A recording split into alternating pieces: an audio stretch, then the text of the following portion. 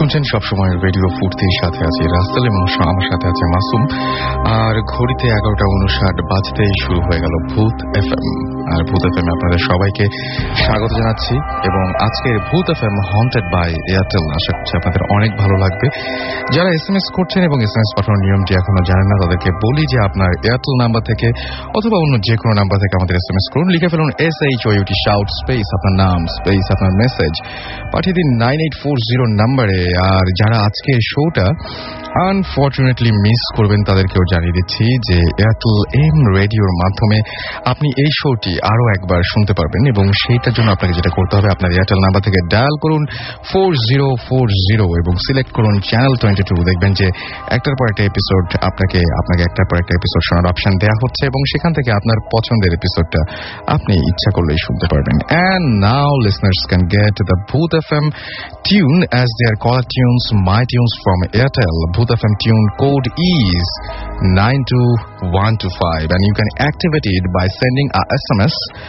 And SMS পাঠানোর নিয়মটি আমি বলছি, আপনি যদি ভূত এফএম এর এই টিউনটি এবং কলার টিউন হিসেবে অথবা মাই টিউন হিসেবে সেট করতে চান, তাহলে আপনার এয়ারটেল নাম্বার থেকে মেসেজ অপশনে গিয়ে টাইপ করুন CT স্পেস 92125 এবং এটা সেন্ড করুন 3123 নাম্বারে। এই হচ্ছে ঘটনা। এবং আমি যারা বললাম যে এসএমএস পাঠাচ্ছেন তারা তো এসএমএস পাঠাবেন এবং আপনাদেরকে অনেক থ্যাঙ্কস। অনেকটা পথ আমরা পার হয়ে এসেছি আপনাদের সঙ্গে ভূত এফএম এর সাথে। এবং এখনো পর্যন্ত আপনাদের যে পরিমাণ রেসপন্স পাই, আপনারা যে পরিমাণ ইমেল পাঠান আমাদেরকে, যে পরিমাণ এসএমএস পাঠান, অ্যামেজিং। এবং এটা আসলে আপনাদেরকে ধন্যবাদ দিয়েও শেষ করা যাবে না। অ্যান্ড আমার মনে হয় যে আগামী যে সমস্ত শোগুলো আমরা করবো আপনাদেরকে নিয়ে, সেই শোর জন্য আপনারা অনেক অনেক ঘটনা পাঠাবেন। আমি জানিয়ে দিচ্ছি আপনাদেরকে আমাদের ইমেল অ্যাড্রেসটি। আর ইমেল অ্যাড্রেসটি হচ্ছে bhootfm@radiofurti.fm, which is BHOOTFM@radioforti.fm. Anyways, আমরা প্রতি শোতেই যেভাবে আমরা শুরু করি সেরকম একটা ঘটনা দিয়ে আজকে শুরু করব। এবং এটি পাঠিয়েছেন এমন একজন যিনি আজকে এই মুহূর্তে আমাদের সাথে এখানে উপস্থিত থেকে সরাসরি আপনাদেরকে ঘটনাটা বলতে পারছেন না, বাট তিনি আমাদের ইমেল করেছেন এবং তার ইমেলটি ভালো লাগার জন্য আমি পড়ে শোনাচ্ছি। লিখছেন, হাই রাসেল ভাই, আশা করি ভালো আছেন। আমি আশিক ইমতিয়াজ খুলনার দৌলতপুর থেকে বলছি। আমি শুরু থেকেই ভূত এফএম শুনছি। এখন যে ঘটনাটি বলছি তা আমার দাদির মুখ থেকে শোনা। আমার দাদির বাবা, অর্থাৎ আমার বাবার নানা, তিনি একজন মসজিদের ইমাম ছিলেন এবং তিনি মানুষের অনেক ধরনের সমস্যার সমাধান করতেন। একদিন পাশের এক গ্রামের একটি লোক স্বাভাবিকভাবে মারা গেল, কিন্তু তারপর থেকে শুরু হলো সমস্যা। ওই বাড়ির লোক একে একে মরতে শুরু করলো। ঘটনাটি বাবার কানে আসলো। তিনি বুঝতে পারলেন যে ওই বাড়িতে পুরুষকাল লেগেছে। তারপর তিনি ওই বাড়িতে গেলেন এবং ওই বাড়িতে 4 জন লোক জীবিত। তিনি তাদের সাথে কথা বললেন। তিনি বললেন, তোমাদের বাঁচার একটা উপায় আছে। উপায়টি এরকম, গভীর রাতে ওই বাড়ির 4 কোণায় 4টি মুয়াজ্জিন, 4 জন মুয়াজ্জিন দাঁড়িয়ে আজান দেবেন। আর ওই সময় প্রথমে যে মারা গিয়েছিল তার কবর খোঁড়া হবে। কথা মতো কবর খোঁড়া হলো এবং অবিশ্বাস্য হলেও সত্য যে লাশের গালের মধ্যে কাফনের কাপড় ছিল, অর্থাৎ মুখের মধ্যে কাফনের কাপড় ছিল, অর্থাৎ লাশটি কাফনের কাপড় খাচ্ছিল। আর আমার বাবার নানার ধারণা এই কারণেই ওই বাড়ির লোকজন একে একে মারা যাচ্ছিল। তখন বাবার নানার নির্দেশে লাশটিকে ওপরে তোলা হলো এবং সেটিকে পুনরায় গোসল ও জানাজা দিয়ে অন্য স্থানে দাফন করা হলো। তারপর থেকে ওই বাড়িতে আর কোনো সমস্যা হলো না। এই ছিল ঘটনা। এবং এরকম অসংখ্য ঘটনা আপনাদের কাছেও আছে আমি জানি। আমাদেরকে ইমেইল করুন। এবং যারা আমাদেরকে এখন এসএমএস করছেন, দেখতে পাচ্ছি ব্ল্যাক ভূত, তিনি লিখেছেন যে তিনি ভূত এফএম পছন্দ করেন। আমাদেরকে জুলফিকার লিখেছেন যে আজকে খুব ভালো লাগছে। এখন তো শুরুই হলো না। নিবিড় আমাদের নাটোর থেকে লিখেছেন যে পিকনিক শেষ করে বাসায় যাচ্ছি, গাড়িতে বসে ভূত এফএম শুনছি। ওয়াও, আমার মনে হয় যে অনেক এনজয় করছেন। হাদি আমাদের লিখেছেন যে হাদি আলমগীর শাহ নূর রাজশাহী থেকে লিখেছেন আমাদেরকে। শহীদ লিখেছেন, শহীদ উর্মি আলিম, তন্নি সামির লিখেছেন, ভাই আমরা সকলে মিলে ভূত এফএম শুনছি এবং ছাদের ওপরে বসে খুব ভালো লাগছে। কামরুল আমাদেরকে লিখেছেন ভালুকা থেকে, এছাড়াও আমাদেরকে খিলক্ষেত থেকে সঞ্জিদা SMS করেছেন, SMS করেছেন এফ জে রাব্বি। এছাড়াও আমাদেরকে SMS করেছেন শামীম, SMS করেছেন শিমুল, ফয়সাল, নাসিম, মিরপুর 2 ঢাকা থেকে, ঢাকা কমার্স কলেজের স্টুডেন্ট তারা, লাইট অফ করে তারা সবাই ভূত FM শুনছেন, থ্যাংক ইউ। মুনিম আমাদের SMS করেছেন, এছাড়াও লামিয়া আমাদের SMS করেছেন এবং তারও অনেক ভালো লাগছে সেটা জানিয়েছেন। আয়নাল SMS করেছেন, SMS করেছেন এসকে রনি, মারুফ গাজীপুর থেকে SMS করেছেন, SMS করেছেন আমাদেরকে তাইফ নরসিংদী থেকে, মিঠু উত্তরা ঢাকা থেকে, রুবেল আমাদেরকে SMS করেছেন হৃদয়, এছাড়াও আলিফ নারায়ণগঞ্জ থেকে।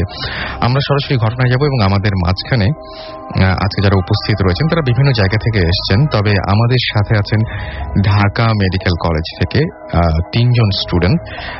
তাদের ঘটনা শুনবো এবং তারা ঢাকা মেডিকেল নিয়ে অনেক ঘটনা বলবেন। গত শোতে আমরা যখন ঢাকা মেডিকেল নিয়ে একটা ঘটনা বলেছিলাম, তারপরে আমি অনেক রেসপন্স পেয়েছি, অনেক ইমেল এসছে। সেই ইমেলের প্রেক্ষিতেই আমরা ইনভাইট করেছিলাম এবং তারা তাদের সমস্ত ব্যস্ততা ফেলে আজকে আমাদের মাঝে সেখানে এসে উপস্থিত হচ্ছেন। তাদের মেডিকেলের সে সমস্ত ঘটনা বলবেন, তাদের কলেজের বিভিন্ন ঘটনা বলবেন, হোস্টেলের ঘটনা বলবেন, সেগুলো আমরা একে একে শুনবো। তবে তার আগে ছোট্ট একটি ব্রেক। স্টে টিউনড রেডিও ফুর্তি and don't stop the ফুর্তি। আমার কালেকশনে 200 কয়েন আছে। Haunted by Airtel।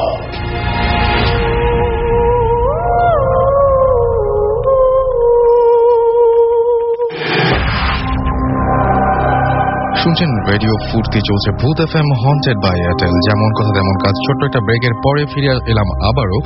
আমি রাসেল আপনাদের সাথে আছি এবং আমার সঙ্গে রয়েছে মাসুম এবং আপনারা শুনছেন ভূত FM হন্টেড বাই এয়ারটেল। চলে যাবো আমাদের প্রথম গেস্টের কাছে অ্যান্ড তিনি এসেছেন ঢাকা মেডিকেল কলেজ থেকে। আপনার নামটা বলবেন? আমি ফাহাদ মুনতাসির। ওকে, ফাহাদ মুনতাসির, অনেক কষ্ট করে এসেছেন। থ্যাংক ইউ সো মাচ আমাদের সাথে জয়েন করার জন্য। সো কোন ঘটনা দিয়ে শুরু করছি আমরা? আমি আমার জীবনের প্রথম ঘটে যাওয়া একটা ঘটনা দিয়ে শুরু করবো। সেদিন আমি পড়াশোনা শেষ করছি রাত 1:30টার সময়, প্র্যাকটিক্যাল হাতে লিখতেছিলাম। তো আমি যখন ঘুমাবো, মশারি খাটানো হয়ে গেছে, এমন সময় আমার কাজিন ফোন দিলেন শ্যামলী থেকে। তো কাজিন ফোন দিয়ে বললেন যে ওনার এক কর্মচারীর হাতের উপর গাড়ির গ্লাস পড়ছে। আচ্ছা, গাড়ির গ্লাস পড়ার পরে ডেলডয়েড মাসেল, হাতে যে মাসেলটা থাকে যেখানে ইনজেকশন করা হয়, তো ডেলডয়েড মাসেল, উনি তো আর মাসেল চেনেন না, উনি বললেন যে হাত গুরুতর ভাবে আহত হয়েছে, কেটে গেছে, তো আমি এমার্জেন্সিতে পাঠালাম, তুমি একটু যাও। হ্যাঁ, ওকে। তো আমি যখন এমার্জেন্সিতে যাব, তো আমি তখন একা। তো আমার রুমমেট ছিল নাজমুল। তো নাজমুলকে বললাম যে দোস্ত চল একসাথে যাই, একটু ঘুরে আসি, দেখে আসি কি অবস্থা। নাজমুল কি আপনার সঙ্গে আছেন এই মুহূর্তে? হ্যাঁ, নাজমুল আমার সঙ্গে আছে। হ্যালো বলেন নাজমুল। Hello listeners. সো আপনি নাজমুল, রাইট? হ্যাঁ, আমি নাজমুল, ঢাকা মেডিকেল কলেজ। ওকে, ফাইন। তো আমি নাজমুলকে নিয়ে গেলাম এমার্জেন্সিতে গিয়ে দেখি তো ওই ছেলেটার হাতে অলরেডি সেলাই করা হয়ে গেছে। তারপরে সেটা ড্রেসিং করার পরে যেহেতু ডেলডয়েড মাসেলের নিচে ছিল হিউমেরাস, একটা বন্ডস, তো বন্ডসটা ভেঙে গেছিল। এই কারণে সেখানে প্লাস্টার করার দরকার ছিল। তো প্লাস্টার করা হয়ে গেলে তো ওর সাথে যে ছেলেটা আসছিল, সেই ছেলেটা ওকে বাসায় নিয়ে যায় আর কি। আচ্ছা। তো এমার্জেন্সি গেট থেকে বের হয়ে আমি নাজমুল চিন্তা করলাম যে এত রাত, শীতের রাত, তো এই সময় হসপিটালের মধ্যে দিয়ে যাব নাকি রিক্সা নিয়ে চাঙ্কারপুল দিয়ে যাব। আচ্ছা।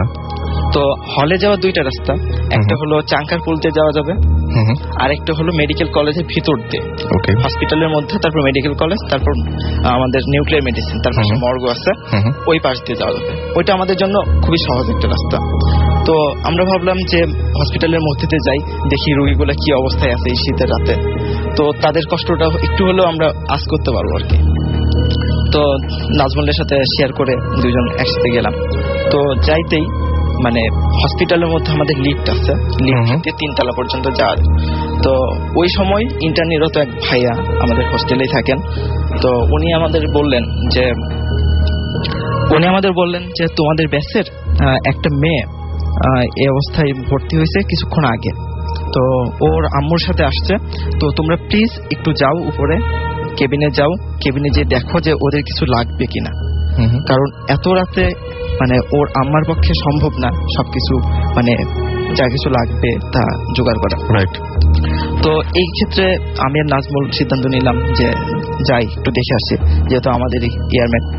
তো আমরা গেলাম 3 তলায় ওঠার পরে তো আমরা কেবিনে যাব।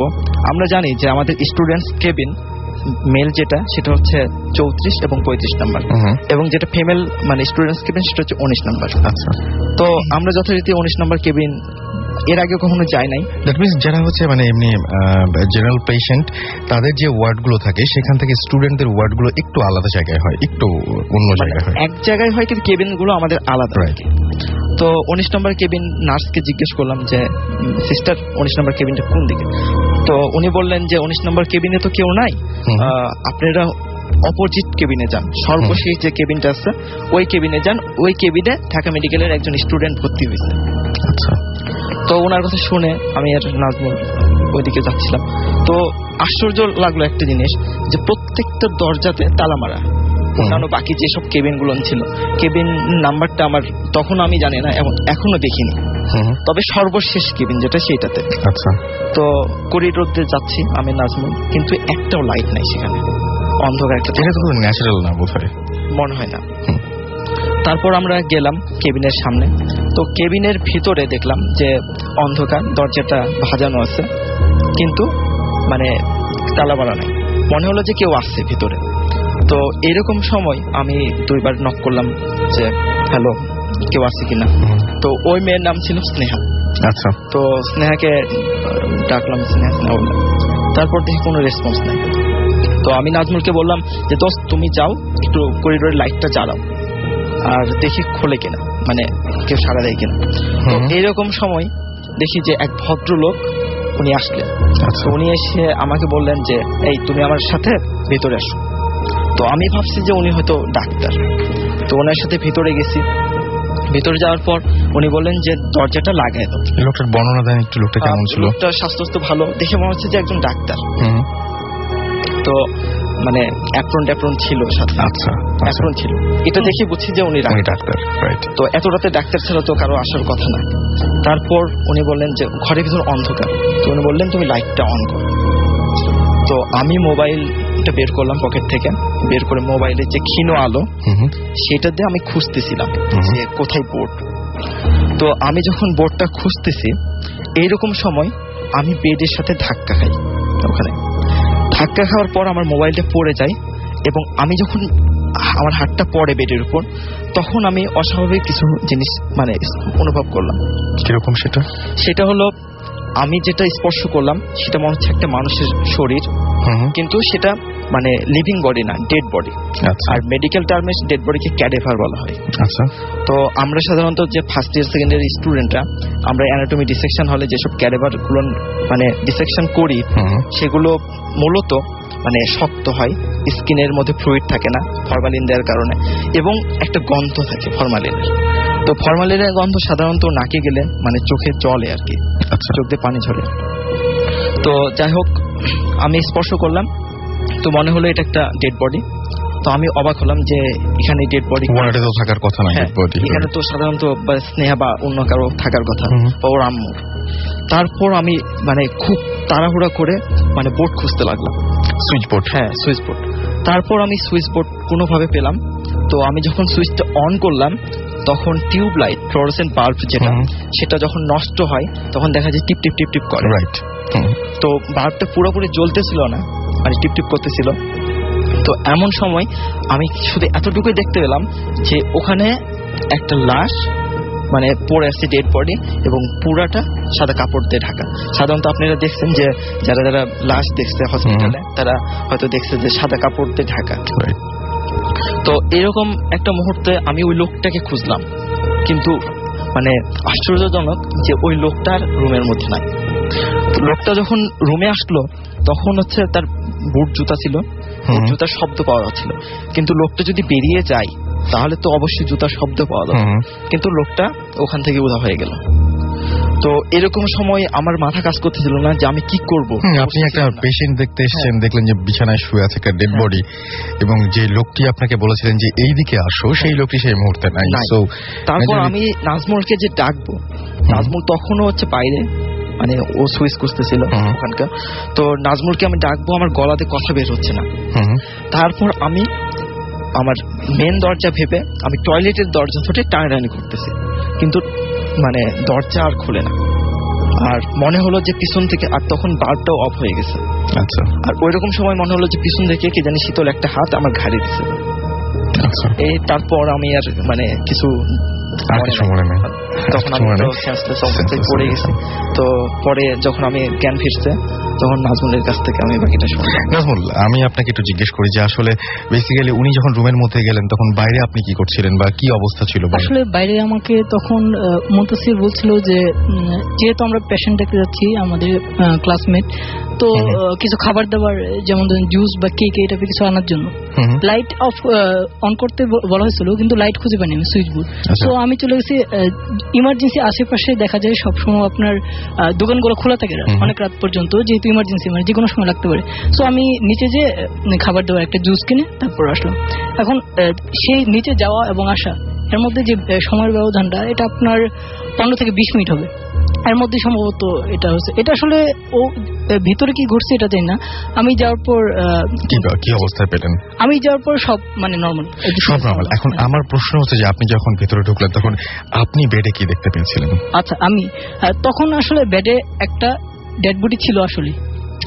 হ্যাঁ, ডেড বডি ছিল, কিন্তু ওই ডেড বডিটা মানে ও যেরকম বলছে যে ওই যে লোকটা এরকম টাইপের কিছু ওরকম, কিন্তু ওটা নরমাল আপনার ডেড বডি যেরকম থাকে। আসলে পরে আমরা ইনফরমেশন নিয়ে জানা গেল যে বেওয়ারিশ লাশগুলো যে থাকে, ওই বেওয়ারিশ লাশগুলো সাধারণত আপনার যে ওইটা থেকে বোনস প্রসেস করে, বোনসগুলো বিক্রি করা হয় বা বিভিন্ন কাজে এগুলোর ভিসেরাগুলো সেল করা হয়।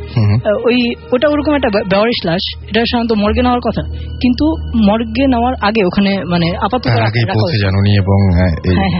এখন আমি যাওয়ার পর এভরিথিং ইজ নরমাল, সবকিছু মানে আগের মতোই, কিন্তু মুনতাসির জাস্ট মানে ওর ফিট হয়ে আছে। আমি যা বললাম যে কি হচ্ছে মুনতাসির, তারপর ওর মুখে পানি টানি দিয়ে আমি নিজেও একটা নার্ভাস ফিল করতেছিলাম, কারণ যেহেতু এরকম রুমের মধ্যে একা, তারপর একটা ডেড বডি রুমের মধ্যে ছিল, এটা আসলে স্বাভাবিক। আর ওখানে কি করছিল, এটা তো একটা হেলোজেনেশন হতে পারে যে ওরকম যে একটা কি শীতল হাত, যে কারণ ডেড বডিটা নরমাল ছিল যে ন্যাচারালি যেরকম থাকে, বাট একা একটা অন্ধকারের মধ্যে উনি আসলে এক্সপেক্ট করেননি এরকম কিছু যে এখানে ডেড বডি থাকবে। এনিওয়েজ, এই যে যারা ঘটনাতে প্রচন্ড ভয় পেয়েছেন তাদেরকে ভয়টা একটু ভাঙিয়ে দিই। আর সেটি হচ্ছে এখানে এই ঘটনার মধ্যে দুটো জিনিস আছে, একটা হচ্ছে যে প্রচন্ড ভয়, সেটা আপনারা পেয়েছেন অলরেডি আমি মনে করি। আর আরেকটা জিনিস আছে, সেটা হচ্ছে যে একটা ইনফরমেশন দিয়েছেন আমাদের ঢাকা মেডিকেল কলেজের স্টুডেন্টরা, সেটা হচ্ছে যে আপনি যখন ফরমালিনের সামনে যাবেন তখন নাক জ্বলবে, চোখ জ্বলবে আর কি, নাকে ঝাঁঝালো কোনো গন্ধ লাগবে। সুতরাং বাজারে যে যখন মাছ কিনবেন তখন অবশ্যই নাকের কাছে ধরে একটু টেস্ট করতে পারেন যে এটা তোমার ফরমালিন দেওয়া আছে কিনা। শুকে দেখলেন চোখ জ্বলছে কিনা, তাহলে বলেন ভাই ফরমালিন দেওয়া মাছ, এটা তো নিব না। এটা একটা ভালো জিনিস পাওয়া গেল আর কি এখান থেকে। অলরাইট, সো আমরা এখন যেটা করবো, মাসুম যদি হাত ইশারা করে তাহলে আমি ব্রেকে যাব, আর না হলে আবার নেক্সট ঘটনায় চলে যাব। একটা ছোট্ট ব্রেক লাগবে না নাকি? সো একটা ছোট্ট ব্রেকের পরে আবারও ফিরে আসছি স্ট্রেট ইনটু রেডিও ফুর্তি, এন্ড ডোন্ট স্টপ দ্য ফুর্তি। Haunted by Airtel.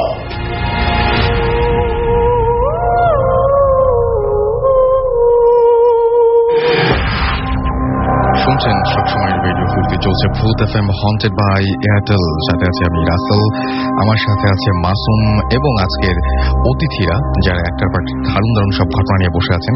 আমার মনে হয় যে আপনি কিছু বলতে চাচ্ছেন, বলে ফেলুন।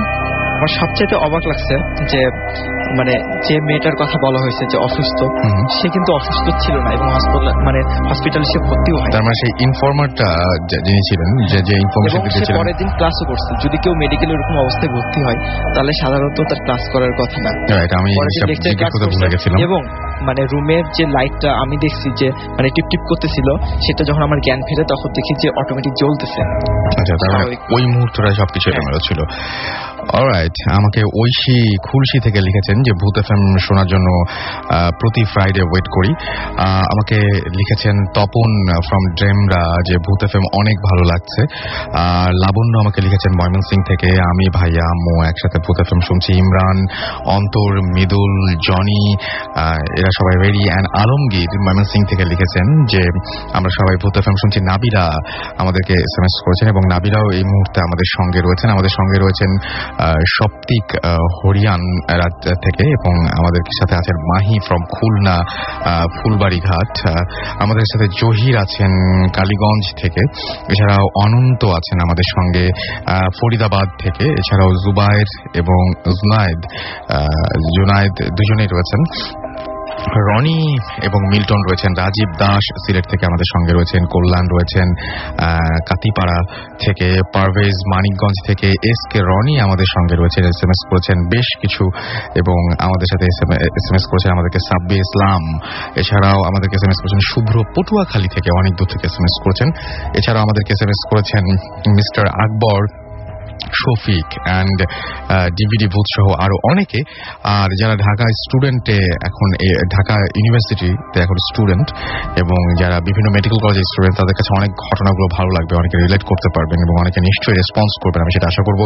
যারা আমাদেরকে SMS করতে চাচ্ছেন কিন্তু SMS করতে পারছেন না, তাদেরকে বলি যে আপনার এয়ারটেল নাম্বার থেকে বা অন্য যে কোনো নাম্বার থেকে টাইপ করুন SHOUT শাউট স্পেস আপনার নাম স্পেস আপনার মেসেজ, পাঠিয়ে দিন 9840 নাম্বারে। আমি চলে যাচ্ছি পরবর্তী ঘটনায়, এবং এই ঘটনাটিও এমন একজন পাঠিয়েছেন যিনি এই মুহূর্তে আমাদের সাথে রেডিও ফুর্তিতে এসে জয়েন করতে পারেননি, বাট তিনি হয়তো এই মুহূর্তে আমাদের শুনছেন এবং আমাদেরকে ইমেল পাঠিয়েছেন। ইমেলটি ভালো লেগেছে বলেই পড়ছি। আমাদেরকে লিখেছেন, রাসেল ভাই প্লিজ আজই আমার ঘটনাটি পড়ে শোনান, এটা না পড়লে আর ঘটনা পাঠাবো না, কারণ এটি আমার জীবনের শ্রেষ্ঠ ঘটনা। আমার নাম আনোয়ার হোসেন, আমার ঠিকানা মামুন স্মৃতি পাবলিক স্কুল জামালপুর, এবং তারপরে তিনি মোবাইল নাম্বার দিয়েছেন। আচ্ছা, লিখেছেন, আমার ঘটনা একটু ধার্মিক প্রকৃতির, তাই গত রমজানে আমরা কয়েকজন মিলে 10 দিনের জন্য মসজিদে ইত্তেকাফে ছিলাম। আমাদের সাথে ছিলেন আমাদের এক দাদা। যাই হোক, আমাদের মসজিদের হুজুর হলেন একজন হাফেজ। 25শে রমজানের রাতে যখন তিনি তারাবিহ পড়াতে চলে যাচ্ছিলেন, তখন আমরা তাকে অনুরোধ করলাম যে তিনি যেন আমাদের সাথে রাতে থাকেন। তিনি আমাদের কথা মেনে নিলেন এবং আমাদের সাথে থাকতে রাজি হলেন। রাতে খাওয়া দাওয়া করার পর আমরা তাকে বললাম তিনি যেন আমাদেরকে তার বাস্তব জীবনের কিছু ঘটনা বলেন। তো তিনি বললেন, আচ্ছা ঠিক আছে, তার ঘটনাটি আমি নিজের তার ভাষায় লিখছি। আমরা তখন হাফেজি পড়ছি এক মাদ্রাসায়, সঙ্গত কারণে আমি মাদ্রাসা এবং এলাকার নাম বলবো না। তো দিন ভালোই চলছিল। ওই এলাকার একটি রীতি ছিল, কোনো বাড়িতে যদি কোনো লোক মারা যায় তবে ওই মৃত লোকের বাড়ি থেকে যে কোনো একজন হাফেজকে এক নাগারে 40 দিন খাবার সরবরাহ করা হতো। তাই যদি কোনো লোক মারা যেত তবে ওই মাদ্রাসা থেকে একজন হাফেজ মৃত লোকের বাড়িতে 40 দিন 3 বেলা খেতে যেত। হঠাৎ ওই মাদ্রাসায় একজন নতুন ছাত্রের আগমন ঘটল, কিন্তু ঘটনাক্রমে তাকে জায়গির অর্থাৎ লজিং নেয়ার মতো কোনো লোক পাওয়া গেল না। তাই সে বাধ্য হয়ে প্রথম দিন কোনোভাবে অন্য ছাত্রদের কাছ থেকে খাবার খেল। সবচেয়ে আশ্চর্যজনক ব্যাপার হলো, তার পরের দিনই ওই এলাকায় একজন লোক মারা গেল। ফলে 40 দিনের জন্য নতুন ছাত্রটির খাওয়া দাওয়ার ব্যবস্থা হয়ে যায়। 40 দিন চলে গেলেও তার লজিং এর কোনো ব্যবস্থা হলো না।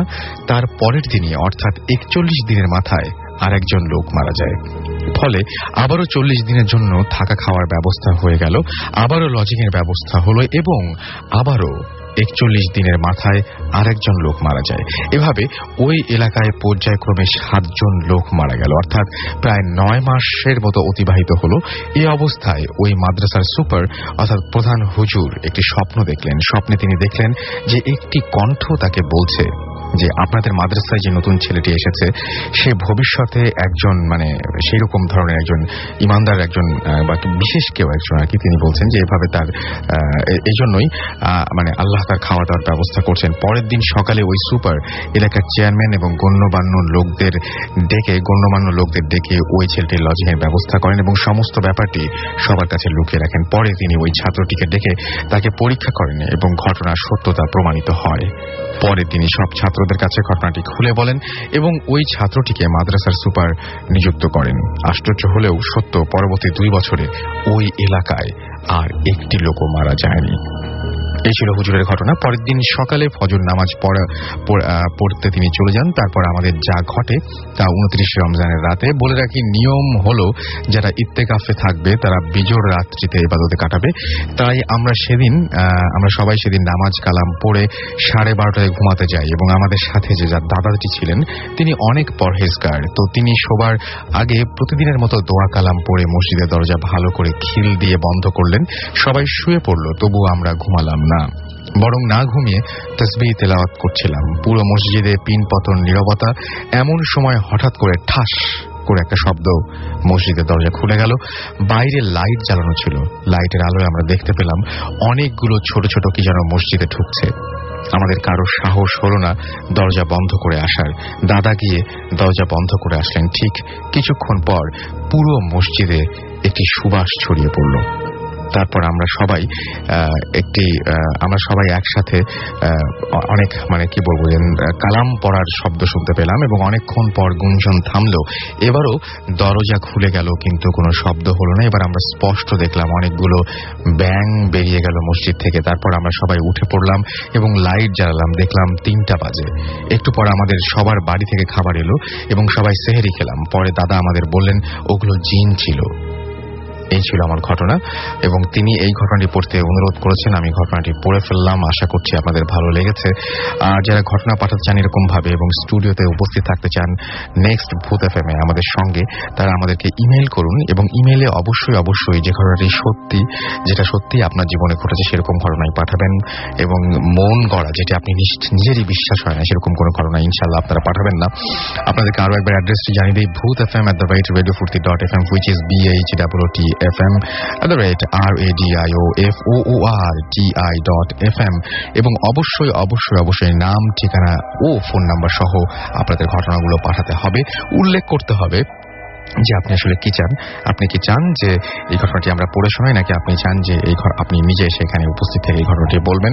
আর যারা দেশের বাইরে থেকে আমাদের শো শুনছেন তাদেরকে বলি যে অবশ্যই আপনারা সবচাইতে ভালো হয় যদি আপনারা আপনাদের ফাইলগুলো, আপনাদের যে ঘটনাটা সেই ঘটনাটা রেকর্ড করে সেই অডিও ফাইলগুলো আমাদের কাছে পাঠিয়ে দিন। দেশের ভেতরেও যারা বিভিন্ন শহরে আছেন এবং ভূত এফএম শুনছেন তারাও একইভাবে আমাদেরকে ঘটনা পাঠাতে পারেন। চলে যাব আবারও নেক্সট ঘটনায় এবং আমাদের সঙ্গে আরো একজন গেস্ট রয়েছেন, তার ঘটনায় আমরা চলে যাই। লিসেনার, আমি টরি, নয়াপল্টন থেকে। আমি আমার ছোট খালার সাথে একটা ঘটনা বলতে যাচ্ছি। এবং আপনার সঙ্গে আপনার হাজবেন্ড রয়েছেন, তার সাথে একটু কথা বলে ফেলি আমরা। সো আপনার নামটা একটু বলবেন প্লিজ। আমার নাম শেখ রাসেল হোসেন প্রিন্স। ওকে, আমি নয়াপল্টন থেকে আসছি। সো শুরু করি আমরা। হ্যাঁ, এটা প্রায় 1974-এর দিকের ঘটনা। আমার খালামণি তখন এজ 9 ইয়ার্স। তো একদিন সন্ধ্যায় তিনি কোনো কাজ করতে বা কোনো একটা কিছুর জন্য উঠোনের দরজায় যায়। তো দরজার সামনে হঠাৎ একটা কালো বিড়াল তার পায়ের উপর দিয়ে যেতে চায়। সে বিড়ালটাকে পায়ের উপর দিয়ে যাওয়ার কারণে লাথি মেরে সরানোর জন্য লাথি দেয়। তো ওটা অ্যাকচুয়ালি বিড়াল ছিল না, একটা জিন ছিল।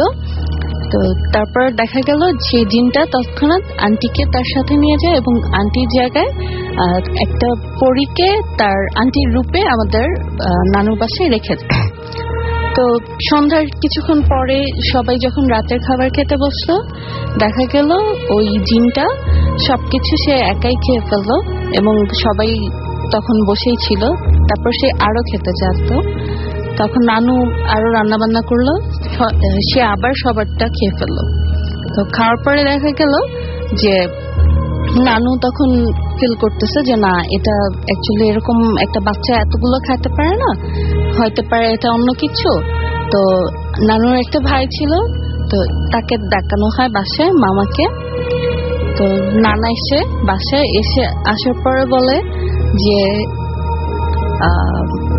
আচ্ছা ঠিক আছে, এরকম যখন হচ্ছে আমি তাহলে একটা হুজুরকে ডেকে নিয়ে আসি।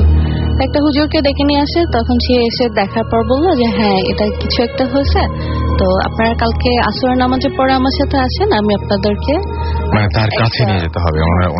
আচ্ছা, ওকে, হ্যাঁ, একটা হুজুরের কাছে নিয়ে যাব, উনি আমার চাইতে বেটার বুঝবে কি হয়েছে। তো আপনারা কালকে আসর নামাজের পরে আমার সাথে যাবেন। তো নেক্সট ডে আসর নামাজের পরে সবাই আসলো, সেই নানাটা আসলো, নানার সাথে তার একটা ফ্রেন্ডকে নিয়ে আসছিল। তো দেখা গেল যে তাকে যখন যেতে বলা হচ্ছে সে যাবে না, সে যেতে চাইলো না বলে চুপ করে বসেছিল। তো তাকে ভাবলো যে কুলে করে উঠে নিয়ে যাবে, এত তার ওয়েট বেড়ে গেছিল তাকে কুলে উঠাতে পারতেছিল না, তারা 2-3 মিলে নিতে পারতেছিল না। তখন চিন্তা করলো যে রিক্সা দিয়ে তো তাকে নিয়ে যাওয়া যাবে না, তখন একটা ভ্যান নিয়ে আসলো। ভ্যান নিয়ে এসে দেখা গেল ওই ভ্যানের ড্রাইভার আরো 2-3 টোটাল 4-5 মিলে তাকে উঠিয়ে ভ্যানে বেঁধে নিয়ে যাওয়া শুরু করলো। তো ভ্যান দিয়ে যখন নিয়ে যাচ্ছিল রাস্তায় তখন কিছু ঘটনা ঘটে। কিছু দূর যাওয়ার পরে ভ্যানটার এগোচ্ছিল না সামনের দিকে, ওয়েটের কারণে বা অন্য কোনো কারণে। হ্যাঁ, ওটা তখন প্রচন্ড ওয়েট গেইন করে, মানে ভার হয়ে যায়, কোনোভাবেই যাচ্ছিল না। তখন নানু আয়াতুল কুরসি পড়া স্টার্ট করে এবং বিভিন্ন দোয়াটা পড়তে থাকে, জিকির করতে থাকে সবাই, তখন ওটা আস্তে আস্তে যায়। তারপর তারা অনেক কষ্টের পরে সেই হুজুরের ওখানে পৌঁছায়, যে দেখে যেই হুজুরের কাছে তারা গেছে সেই হুজুর অন্য মানে কোনো এক কাজে অন্য কোথাও গেছে, সে ছিল না তখন তার প্লেসে। তো ওনার সাগরেদ টাগরেদ ছিল আরো, তারা মানে হুজুরের কাছে শিখতো। তো তখন তারা বলল যে আপনি যা যা করার মানে দোয়া টোয়া পড়া, তাবিজ টাবিজ দিয়েছে, মানে মোটামুটি যা যা করার দরকার ছিল তারা করে দিয়েছে যতটুকু পারতো। আর বলছে যে হ্যাঁ, বড় হুজুর কালকে বা পরশু চলে আসবে, আপনারা তাহলে তখন আসেন, তখন দেখাতে পারবেন। আর আপাতত আমি যা করেছি এনাফ। তো বাসে যাওয়ার পরে দেখলো যে হ্যাঁ ওকে এনাফ। তো অবশ্যই এটা তেমন ডিস্টার্ব কিছু করতো না, চুপচাপ সে তার মতো ধ্যান ধরে বসে থাকতো, নড়াচড়া করতো না, কথা টথাও বলতো না কারোর সাথে, শুধু খাওয়ার সময় খেতে চাইতো, আর একটু পরপর তার খিদে পেতো, অনেক বেশি বেশি খেতে চাইতো। আর দেখা যেত মাঝে মধ্যে রাতের বেলা সে চলে যেতে চাইতো, বাইরে যেতে চাইতো। তা এত রাতে একটা মেয়েকে বাইরে যেতে দেওয়া যায় না, তো সেজন্য আর কি তাকে বাইরে যেতে দেওয়া হতো না।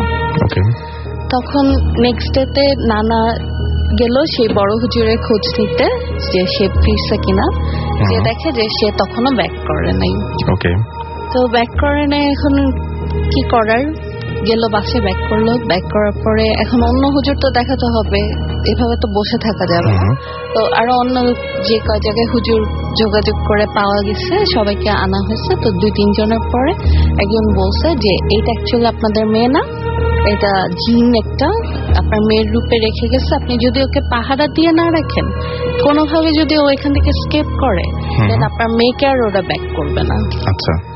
তো দেখা গেল তখন সবাই মিলে ওটাকে একের পর এক পাহারা দিয়ে দিয়ে রাখতো, কেউ রাতে ঘুমাতো, কেউ জেগে থাকতো, এরকম করে ওটাকে 24 ঘন্টায় পাহারা দিয়ে রাখতো। আর ওর যত ফরমাইশ ছিল ওগুলা পূরণ করা হতো, যেমন খাওয়া দাওয়া যা সে খেতে চাইতো। তারপর এরকম প্রায় প্রতিদিনই ওই হুজুরের খোঁজ নিতে যাওয়া হতো, কারণ অন্য কোনো হুজুর কিছু করতে পারতেছিল না। তো খোঁজ নিতে যাওয়া হতো, হুজুর আসে না। সেই 14-15 দিন পরে দেখা যায় যে হুজুর একদিন নিজেই আমাদের নানু বাসায় চলে আসে এবং এসে বলে যে কি ব্যাপার, কি হয়েছে, আমি শুনলাম আপনারা আমাকে অনেক খোঁজ করতেছেন, এই জন্য আমি নিজেই এখানে চলে আসলাম। তারপরে তো উনি দেখলো, দেখার পরে উনি তার যা যা করার দরকার এই জন্য কিছু জিনিসপত্র চাইলো। তো ওগুলো নিয়ে আসছিল, জিনিসগুলো ছিল মার্কিন কাপড়, আগরবাতি, চাল, তারপরে এরকম টাইপের ডিফারেন্ট ডিফারেন্ট স্টাফ, আমি শিওর মানে মনে করতে পারতেছি না কি ছিল। তো ওগুলা নিয়ে আসলো, সবকিছু নিয়ে আসার পরে হুজুর সন্ধ্যার নামাজ, মাগরিবের নামাজ শেষ করে তারপরে সে তার মতো বসলো, বসে দোয়া পড়লো, পড়ার পরে অনেক কিছু করলো, করার পরে যেই জিনটাকে লাথি মারা হয়েছিল সেই জিনটাকে সে নিয়ে আসে। আমি একটা জিনিস ভুলে গেছি যে জিন যাকে লাথি মারা হয়েছিল ওরা ছিল 1 ভাই 7 বোন, এন্ড আমার আম্মুরাও সেম 7 বোন 1 ভাই ছিল। তো জিনটা আসে ওখানে, আসার পরে তার সাথে কথা টথা বলা হয় কেন এরকম হয়েছে বা কি। তখন সে বলে যে আমাকে এরকম লাথি মারছে, তার জন্য আমি ওকে নিয়ে গেছি, বাট ওকে আমার খুব পছন্দ হয়েছে, ও আমার কাছে আছে, আমি ওকে বিয়ে করবো, আমি ওকে দিব না। এটা সে মানে ক্লিয়ার বলে দেয়। বলার পরে সে দিবে নাই, ওই মোমেন্টটা এখন অনেক সে ইতি করার পরে এখন হুজুরটা বলে যে ঠিক আছে, তুমি যদি না দাও, এখানে যেই মেয়েটা আছে ওকে তাহলে আমার তো বোতলে বন্ধ করে ফেলতে হবে, ওকে তো আমি আর যেতে দিব না। তো এটা বলার পরে ওই যে পরীটা আন্টির রূপে আমাদের বাসায় ছিল, ওটা হচ্ছিল ওই জিনটার বোন। এখন জিনটার কি করবে, তখন চিন্তা করলো যে ঠিক আছে, তো একটা সে তার কন্ডিশন দিল। কন্ডিশন দেওয়ার পরে সে রাজি হলো যে ঠিক আছে, আপনারা আমার বোনকে ফেরত দিবেন, আর আমার কন্ডিশন হচ্ছে আমাকে প্রায় 20 মণ মিষ্টি দিতে হবে, যেটা একদম খাঁটি হবে। তো আমাকে 3টা গরু আর 11টা খাসি, একটা সে তার তিতাস নদী পার দিয়ে গেলে একটা জঙ্গল আছে, ওখানে একটা গাব গাছ আছে, ওই গাছের নিচে সবকিছু রেখে আসতে বলে। আচ্ছা। তো তখন নানুদের সেরকম অ্যাবিলিটি ছিল না এত কিছু দেওয়ার মতো, তো হুজুর ওটা নিয়ে অনেক বার্গেন করার পরে তারপরে সে 1 মণ অথবা 2 মণ মিষ্টি আর একটা খাসিতে বা 3টা খাসি, হ্যাঁ 3টা খাসি আর 2 মণ মিষ্টি এরকম কিছুতে একটা সে আসে মিড পয়েন্টে যে ঠিক আছে আমাকে এগুলো দিলে আমি দিয়ে দিব। তখন নানু কেয়ার করার নিয়ে গেল পরের দিন সে যেখানে বলে। তো নিয়ে যাওয়ার আগে হুজুর তাকে বলে যে তুমি যে ওখানে যাচ্ছ, ওখান থেকে তোমাকে ব্যাক সাইড থেকে বিভিন্ন ভাবে আওয়াজ করে তোমাকে ডাকবে, অনেক কিছু বলে ডাকার চেষ্টা করবে, তোমার হয়তো মেয়ে ছেলেদের আওয়াজেও ডাকবে, কিন্তু তুমি যদি ব্যাক সাইডে দেখো, পিছন ঘুরে তাকাও, তাহলে তুমি ওখান থেকে আর আসতে পারবে না। আচ্ছা। তারপর নানু পরের দিন ওখানে রেখে আসে গাব গাছের নিচে, যায় সে একা একাই নিয়ে সবকিছু। যাওয়ার পরে ওখানে রেখে আসার পরে নানুকে ব্যাক সাইড থেকে বিড়াল, বাঘ, তারপর কুকুর, ইভেন আম্মু আন্টি এরকম ওনাদের আওয়াজে অনেক কিছু হয়ে ডাকছে। তারপরে সাপটাপ অনেক কিছু হয়ে ভয় দেখাচ্ছে, কিন্তু নানু কোনো কিছুতেই পিছন ঘুরে তাকায়নি, সে তার মতো সোজা স্ট্রেট চলে আসছে। তো আসার পরে তারা আন্টিকে সেদিন সন্ধ্যায় বাসায় দিয়ে গেছে, যে দরজা থেকে নিয়ে গেছে ওখানেই সেন্সলেস আন্টিকে পাওয়া গেছে। এন্ড আমাদের বাসায় যেটা ছিল ওইটা আমাদের পাশে একটা পুকুরের দরজা ছিল, ওই দরজা দিয়ে ওখান থেকে ভ্যানিশ হয়ে যায়। ওকে, এই ছিল ঘটনা। হ্যাঁ, এই ছিল ঘটনা। অলরাইট, সুতরাং এই ছিল ঘটনা। এবং আমরা মানে গতবার এরকম একটা ঘটনা শুনেছিলাম এবং অনেকের কাছে বিশ্বাস করেছিলেন, অনেকে অবিশ্বাস করেছিলেন, কিন্তু এরকম ঘটনা অহরহ আমি এরপরেও আপনাদের কাছ থেকে পেয়েছি। আমি একটু আপনার সাথে কথা বলি যে আপনি যে ঘটনাটা শুনলেন, আপনারও বোধহয় একটা ঘটনা রয়েছে না? জি, আপনারা দুজনেরই একসঙ্গে। এটা আপনাদের বিয়ের পরের ঘটনা নিশ্চয়ই। কত বছর আগে হবে এটা? এটা প্রায় 2003 ঘটনা। কোথায় ঘটেছিল এটা? এটা ক্যালকাটায়, হাওড়া ডিস্ট্রিক্ট আমতা। আমরা একটু ছোট্ট করে শুনি ঘটনাটা ছোট্ট করে বলি। তো খুব রাত, মানে রাত তখন 3টা বাজে এরকম। তো ও হঠাৎ টয়লেটে যেতে যাচ্ছিল। তো আমাদের গ্রামের প্রবলেমটা ছিল যে কোনো কারেন্ট ছিল না, ইলেকট্রিক সাপ্লাই ছিল না। তো সেখানে কুপি টাইপের হারিকেন, যেটা ওইরকম ছোট ছোট কুপির মতো থাকতো, হারিকেন টাইপের। তো প্রতিটা ঘরে ওইরকম ছিল। তো ওই রাত্রেবেলা ঘুমানোর সময় কি হতো, মানে কুপিটা বাড়ানো যেত আবার কমানো যেত। তো রাত্রেবেলা ঘুমানোর সময় কমে ঘুমাতাম। তখন হঠাৎ বলতেছে আমি তো একটু টয়লেটে যাবো, তুমি তো আমার সাথে চলো। তখন ওকে আমি বললাম যে কি তুমি একা যাও, এটা কি তো সম্ভব না, এত রাত্রেবেলা এই গ্রামের মধ্যে এত অন্ধকার, আমি কিভাবে যাবো, তুমি আমার সাথে আসো। তো আমরা দুজন নিচে নামলাম। নিচে নামার পরে আমাদের ও টয়লেটে গেল, ওখান থেকে ওকে নিয়ে আমরা ব্যাক করছি। তো আমাদের ব্যাক সাইডটা দরজা ছিল গ্রিলের দরজা, যেটা বলে গ্রিলের দরজা ছিল। তালা মারতেছি, তালা মারা জাস্ট ঘুরছি। তো এমন প্রচন্ড প্রেসারে একটা আওয়াজ আসছে যে কেউ পিছন থেকে জোরে দৌড়ে এসে একটা লাথি মারলে যেরকম একটা গ্রিলের মধ্যে আওয়াজ আসবে এরকম। তখন আমি সাথে সাথে, আমার হাতে একটা টর্চ লাইট ছিল, সাথে সাথে ঘুরে তাকিয়ে দেখি কেউ নাই। আচ্ছা, কিন্তু আওয়াজটা আসার তো কোনো কারণ নেই, কারণ আপনারা তালা মেরে অলরেডি ওখান থেকে সরে এসছেন। জাস্ট তালাটা মারি, ঘুরে যান, জাস্ট ঘুরেন। এর মধ্যেই ঘটনাটা ঘটেছে, সেকেন্ড 2 এর মধ্যেই ঘটনাটা ঘটলো যে কেউ দৌড়ে এসে ওই গ্রিলটাতে লাথি মারলো। এবং মানে সেটা হচ্ছে অনেক প্রচন্ড আওয়াজ এবং ভাইব্রেশনটা, আমি ঘুরেও মানে ভাইব্রেশনটা হচ্ছিল, মানে আপনি দেখতে পাচ্ছেন গ্রিলটা তখন কাঁপছে। হ্যাঁ, কাঁপছে। ওকে। তো আমি সাথে সাথে টর্চ লাইট নিয়ে এইখানে ওইখানে দেখছি। তো অনেক দূরে, প্রায় 30 থেকে 40 গজ ডিস্টেন্সে একটা কুকুর বসে আছে, জাস্ট এই। তো আমার ঘটনাটা হলো, তখন আমি ওকে বলিনি, প্রায় 4-5 বছর পরে আমি ওকে এই ঘটনাটা বলছি। তো আমাকে জিজ্ঞেস করতেছে কি হলো এটা ঘটনাটা। আমি কিছুই না, কুকুরটাই এসে হয়তো বা বাড়ি টাড়ি দিছে। তো আমি কিন্তু বুঝতে পারছি যে সামথিং রং। তো তখন ওকে আমি নিয়ে গেছি আমাদের ফার্স্ট বিয়ের পরের 2-3 দিন পরের ঘটনা, তার মধ্যে আমাদের লাভ ম্যারেজ। তো ওকে তো এখানে কোনো মতে বোঝানো যাবে না কোনো একটা ঘটনা আছে বা কোনো একটা ভয়াবহ কিছু আছে এই বাসায়, তাহলে তো আর এখানে মানে থাকতে পারবে না।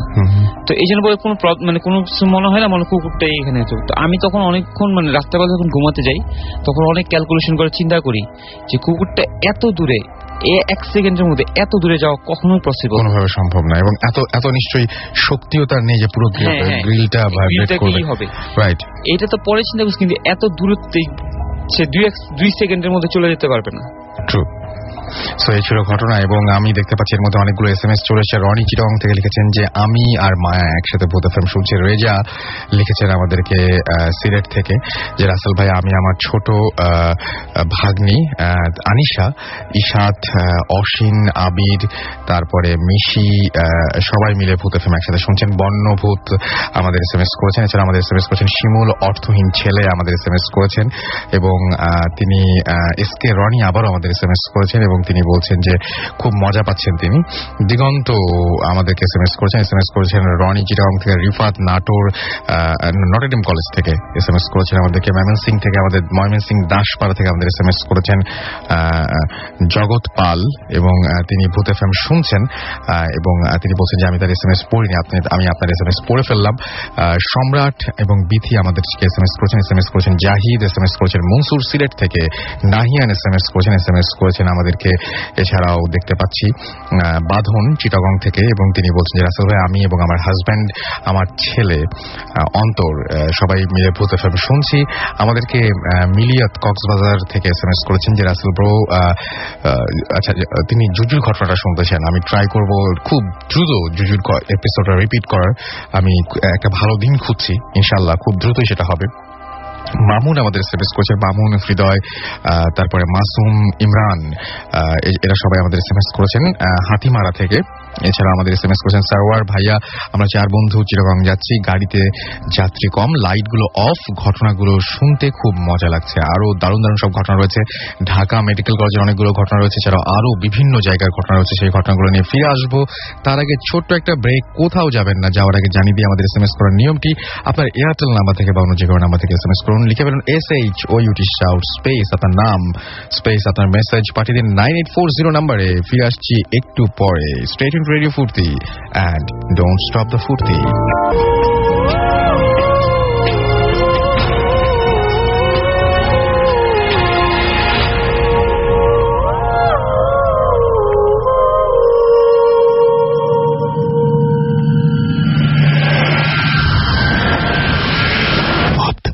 FM, haunted by Airtel.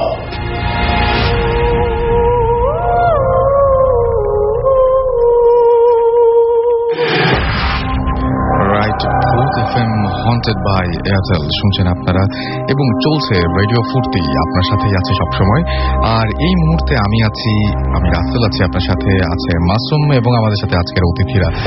ব্রেকের আগে বলে গিয়েছিলাম যে ফিরে এসে আরো কিছু ঘটনা শোনাবো, এবং সেই ঘটনাগুলো আমাদের যে সমস্ত অতিথিরা আছেন তারাই আপনাদেরকে বলবেন। তারা কিছু SMS পড়ে ফেলি। আমাদেরকে জানুয়ারি ভূত SMS করেছেন ময়মনসিং থেকে। এছাড়া আমাদের SMS করেছেন মনিরুজ্জামান ময়মনসিং ক্যান্টনমেন্ট থেকে, তিনি প্রোগ্রাম এনজয় করছেন। হৃদয় চট্টগ্রাম থেকে। এছাড়াও আমাদেরকে SMS করেছেন স্বাধীন বাগেরহাট থেকে। SM সোহাগ আমাদের SMS করেছেন। সবুজ দাস SMS করেছেন আমাদেরকে। অর্ণব SMS করেছেন। এছাড়াও আমাদের SMS করেছেন শান্ত, আমাদেরকে SMS করেছেন মরহুম সৌরভ গ্রেভিয়ার্ড ময়মনসিং থেকে। এছাড়া আমাদেরকে SMS করেছেন অনিক ঢাকা ধানমন্ডি থেকে, এবং তিনি বলছেন ভাই আমি আপনাদের নতুন ফ্রেন্ড, জয়েন করেছেন নতুন। হুসাইন MC হোস্টেল ভূত এফএম থেকে, ভূত এফএম ভালো লাগছে সেটা বলেছেন। আচ্ছা, ইমন আমাদের SMS করেছেন নটরডেম কলেজ থেকে, এবং তিনি বলেন চারিদিকে আধার অ্যান্ড বারান্দাতে একমাত্র চাঁদ এবং ভূত এফএম। বুঝতেই পারছেন অনেক মজা পাচ্ছেন তিনি। এছাড়া আমাদের আরো অনেকেই, ডিজে প্রীতম, দীপ নাটোর থেকে SMS করেছেন, চট্টগ্রাম থেকে SMS করেছেন আমাদেরকে আচ্ছা কি লিখেছেন আমি বুঝতে পারলাম না নামটা। আসিফ ময়মনসিং থেকে SMS করেছেন। এছাড়া SMS করেছেন মিলন, আমাদেরকে SMS করেছেন আরাফ, এছাড়াও আব্দুল সহ আরো অনেকে যারা SMS করতে চান তাদেরকে আরো একবার বলি, মোবাইলের মেসেজ অপশন যান, সেখানে গিয়ে টাইপ করুন SHOUT শাউট স্পেস আপনার নাম স্পেস আপনার মেসেজ পাঠিয়ে দিন 9840 নাম্বারে, আপনার এয়ারটেল নাম্বার থেকে বা অন্য যে কোনো নাম্বার থেকে। রনি চট্টগ্রাম থেকে SMS করেছেন এবং তিনি হাসিন, তারপরে আরো কার নাম বলেছেন পড়তে পারলাম না, তারা সবাই ভূত FM শুনছেন এবং অনেকগুলো SMS পাঠিয়েছেন তিনি আমাদেরকে, আরো অনেকে SMS পাঠিয়েছেন, ইনশাআল্লাহ আপনিও পাঠাবেন। আর সেই সাথে আমি আরো একবার জানিয়ে দিই যে আমাদের সাথে যারা উপস্থিত রয়েছেন তাদের মধ্যে আমরা নেক্সট ঘটনা যাচ্ছি। একটু আগে তার গলা আমরা শুনেছি, ফ্রেন্ডের সাথে পার্টিসিপেট করেছেন, এখন নিজে বলবেন আপনার ঘটনাটা, আপনার নামটা একটু বলবেন প্লিজ। আমি হুমায়ুন, ঢাকা মেডিকেল কলেজ থেকে। ওকে হুমায়ুন, আর আপনি আপনার নামটা একটু বলবেন। হাই লিসনার, আমি নাজমুল, ঢাকা মেডিকেল কলেজ। ওকে, তো নাজমুলের ঘটনাটা আমরা যাই, ঢাকা মেডিকেলের ঘটনা দিয়ে আসি, তারপরে আমরা হুমায়ুনের কাছে যাবো। অলরাইট, বলেন। আচ্ছা, আমার ঘটনাটা আসলে ঢাকা মেডিকেল রিলেটেড না, এটা সিলেট মেডিকেল, সিলেট মেডিকেল একটি ঘটনা। এটা আসলে এই ঘটনার সাথে সরাসরি আমার সম্পৃক্ততা নেই, আমি এটা ফ্রেন্ডের কাছ থেকে শুনেছি। আমরা এখন সেকেন্ড ইয়ারে আছি, আমরা যে কজন ফ্রেন্ড আসছি সবাই সেকেন্ড ইয়ারে ঢাকা মেডিকেলে। এখন আমরা যখন ফার্স্ট ইয়ারে ছিলাম, ফার্স্ট ইয়ারে সম্ভবত এপ্রিল মাসে আমাদের ফার্স্ট টার্ম শেষ হয়েছিল। ফার্স্ট টার্ম শেষ হওয়ার পর আমরা ট্যুরে সিলেটে গিয়েছিলাম। তখন রাতে থাকা হয়েছিল সিলেট মেডিকেলে হোস্টেলে আমরা ছিলাম। তো সিলেট মেডিকেলের একবারে পাশাপাশি শাহজালাল রহমাতুল্লাহ মাজার। তো আমরা রাতে মাজার জিয়ারত করে আসার পর ফ্রেন্ডরা মিলে সবাই একটু ঘুরতে গেছি মেডিকেল ক্যাম্পাসে। তখন আমরা যখন যাচ্ছিলাম মর্চুয়ারি মানে মর্গর পাশ দিয়ে যখন যাচ্ছিলাম, তখন ওই সিলেট মেডিকেলে ওই ফ্রেন্ডটা এই ঘটনাটা শুনেছে। তিনি বলেন তখন এই ঘটনাটা। আচ্ছা, এই ঘটনাটা আসলে অনেক আগের একটা ঘটনা, প্রায় 20 বছর আগের ঘটনা। আমরা তখন যেমন ফার্স্ট ইয়ার স্টুডেন্ট ছিলাম, সেই 20 বছর আগের ব্যাচের ফার্স্ট ইয়ারের একজন স্টুডেন্টের ঘটনা। তখন ওই স্টুডেন্টটা ফার্স্ট ইয়ারে পড়তো আর কি। আমাদের কয়েকটা পরীক্ষা আছে, বিভিন্ন নাম আর কি, অন্য নাম থেকে একটু আলাদা, যেমন আইটেম কার্ড, প্রফ, এই টাইপের আর কি। এখন ওই স্টুডেন্টের পরের দিন ছিল কার্ড এক্সাম। কার্ড এক্সাম বলতে আপনার মান্থলি টেস্ট গুলো হয় না, এরকম আর কি। তো কার্ড পরীক্ষার আগে যেহেতু মানে কিছু প্রিপারেশন ব্যাপার থাকে, ওখানে দেখা যায় মেডিকেল এটা ম্যাক্সিমাম ভাইভা বেসড। ভাইভাতে আপনার কিছু ভিসেরা থাকে। ভিসেরা বলতে আপনি রাসেল ভাই আপনি জানেন হয়তো, ডেড বডির যে অর্গানগুলো, ওগুলো হচ্ছে ভিসেরা, যেমন হার্ট, লাং, এগুলো ভাইভাতে আপনার টিচারের সামনে যে এক্সপ্রেস করা লাগে। তো এর জন্য পরীক্ষার আগের দিন এসে ভিসেরাগুলো দেখে আর কি আপনার একটু রিহার্সাল করতে হয়, বা এটা যে বলে ডেমো বা ডেমনস্ট্রেশন। তো ওই স্টুডেন্ট কোনো একটা কারণে মানে ওর বাবা ছিল অসুস্থ ছিল, তো ওই কারণে আর কি আগের দিন আসতে পারিনি আর কি, সময় মতো আসতে পারিনি ভিসেরা দেখার জন্য। তো আস্তে আস্তে সন্ধ্যা হয়ে গেছে। এখন সন্ধ্যার সময় অ্যানাটমি হলটা, সব মেডিকেল কলেজ অ্যানাটমি হল আর মর্গ পাশাপাশি থাকে। তো অ্যানাটমি হলের গেটটা আপনার সন্ধ্যার দিকে বন্ধ হয়ে যায়, কিন্তু মর্গের গেট মোটামুটি অনেক রাত পর্যন্ত খোলা থাকে। তো সে যখন হলে রুমে আসলো, তখন ওর ফ্রেন্ডরা বলতেছে কি ব্যাপার, কালকে তো তোর আছে, কালকে কার্ড আছে, তুই তো দেখলে ডেমো খালি না, তো এখন পরীক্ষায় কেমনে দিবি। তো সে স্বাভাবিক নার্ভাস ফিল করলো যে পরীক্ষায় একটা প্রেশার আছে, সে যেহেতু করে নেই। তো সে আরেক ফ্রেন্ডকে অনেক রিকোয়েস্ট করলো যে দোস্ত চল আমার সাথে, চল করি যে একটু ডেমো দিয়ে দে। তো গেল ওরা ওর ফ্রেন্ডের সাথে, যে তখন অ্যানাটমি হলের গেটটা বন্ধ ছিল, সে গেছে মর্গের গেট দিয়ে। তখন মর্গের গেট দিয়ে যখন ওরা ঢুকলো, তখন একজন মামা দাঁড়িয়ে ছিল, শুধু একজনই ছিল, আর কেউ ছিল না, যেহেতু তখন সন্ধ্যা 6টা থেকে 7টা হবে। তখন ওই মামারে বলল যে মামা আমরা তো ভিসাটা দেখা দরকার, এখন কি করবো বলেন। তো পরে বলে যে আপনাদের অ্যানাটমি ডিপার্টমেন্ট তো বন্ধ হয়ে গেছে, এখন তো আর কিছু করেনি। পরে বলছে অনেক রিকোয়েস্ট করলো, বলছে ঠিক আছে আমাদের যে মর্গে যে ডেড বডি গুলো আছে ওখান থেকে একটা থেকে কয়েকটা ভিসাটা বের করা হয়েছে, রিসেন্টলি বের করা হয়েছে, এখন আপনারা যদি দেখতে চান একটু বেশি টাকা দিয়ে ই করতে। পরে ওরা ঠিক আছে ম্যানেজ করলো ওই ছেলে টাকা দিয়ে। তারপর মামা ওদের নিয়ে গেল। এখন যাওয়ার পথে করিডোরটা ছিল অনেক লম্বা, করিডোর থেকে ডান দিকে আরেকটা করিডোর বাঁক নিয়ে। এখন ওই ডান দিকে যে করিডোর ওইটার ওখানে একটা কলাপসিবল গেট ছিল, কলাপসিবল গেট পার হওয়ার পর ওইটাতে তালা ছিল। মামা তালা খুলে দেওয়ার পর ডান দিকে একটা দরজা ছিল, ওই দরজা লক করা ছিল। তো লক খুলে এখন ওরা দুইজন গেল। মামা বললো ঠিক আছে আপনারা থাকেন, এখন মানে সিকিউরিটির জন্য আমি 2টা তালা দিয়ে যেতেছি, যখন আপনাদের কাজ শেষ হবে তখন আমার ফোন দিন। তো যে যাকে নিয়ে গেছিল ডেমো দেওয়ার জন্য সে বুঝাই দিল মোটামুটি। এখন সে ছিল মোটামুটি নামাজি, আপনার ধর নামাজ আজান হওয়ার সাথে সাথে জামাতের সাথে নামাজ আদায় করতো। তো সে যখন অর্ধেক বুঝালো ডেমো দিল, তারপর এশার আজান হয়ে গেছে। এশার আজান হয়ে যাওয়ার পর সে বলল দোস্ত আমি নামাজ পড়েছি, নামাজ পড়ে আসার পর বাকি অর্ধেক তোকে ই করতেছি, বুঝে দিতেছি। তখন সে একটু ভয় পেলো যে একা একা ফিল করে, একটু লনলি ফিল করতেছে। তারপর আবার লাশের ঘর বলছে দোস্ত একটু দিতে গেলে না, আমি জাস্ট নামাজটা পড়বো, আমার 10 মিনিট লাগবে আসতে আসতে। ঠিক আছে যা। তারপর গেল। তো যাওয়ার পর মামারে ফোন দিল, কয়েকবার রিসিভ করে নেই মামা। পরে আয়সা তালা খুলে দিয়ে গেছে, পরে আবার লক করেছে, বলছে আপনি আসলে আবার খুলে দেবো। পরে সে যখন নামাজ পড়ে আসলো আনুমানিক 10 থেকে 12 মিনিট, নামাজ পড়তে বেশি সময় লাগার কথা না। তো আসার পর দেখলো আবার মামা দাঁড়িয়ে আছে। সে যখন ঢুকতে গেল মামা একটু বাধা দিল, মামা ভিতরে যান কেন? বলে আমার ফ্রেন্ড তো ভিতরে, আমি তার পুরোপুরি বুঝাতে পারিনি পড়াটা, এখন কিছু বাকি ছিল ওইটুকু পড়া বুঝাই দেবো। বলে মামা আপনার ফ্রেন্ড তো চলে গেছে মানে উনি হলে চলে গেছে, আপনাকে বলছে চলে যেতে। তো বলছে ঠিক আছে। আচ্ছা ফ্রেন্ড যখন চলে গেছে, তার পরীক্ষার প্রেশার ছিল, টেনশন ছিল যে তাতে যা পড়তে বসতে হবে। আবার হলে 2 জন 2 রুমে থাকতো, এ কারণে হলে যাওয়ার পর যেহেতু পরীক্ষার প্রেশার ছিল সে পড়তে বসে গেছে, তখন আর খোঁজ নেওয়া হয়নি ওই ফ্রেন্ডের। তো সে পরীক্ষা পড়া পড়তেছে সকালবেলা, আসলে তখন রাত্রেবেলা তো আর খোঁজ নেওয়া হয়নি। সকালবেলা যখন পরীক্ষা দিতে যাবে তখন দেখে মানে সবার কাছে শুনতেছে যে একজন মেডিকেলের একটা স্টুডেন্ট নাকি একটা রক্তাক্ত, মানে অনেক স্ক্যাচ, বডিটা এমন ছিল যে আপনার নাকে মুখে আঁচড়ের দাগ, হ্যাঁ, আর জামা কিছু অংশ ছেঁড়া ছিল, এরকম যে প্রায় রক্তাক্ত, যে চোখের মধ্যেও কিছু আঁচড় পড়ছে, এমন অবস্থা যে মোটামুটি সিরিয়াস, যে আইসিইউতে নেওয়া লাগছিল। খুব মানে ইনজুর্ড আর কি, সেভারলি ইনজুর্ড। এ কারণে তারপর সবাই দেখতে গেল, পরীক্ষা বাদ দিয়ে সবাই দেখতে গেল। তারপর ওই স্টুডেন্টটা পরে আর দেখা যায় মেডিকেলে আর পড়েনি।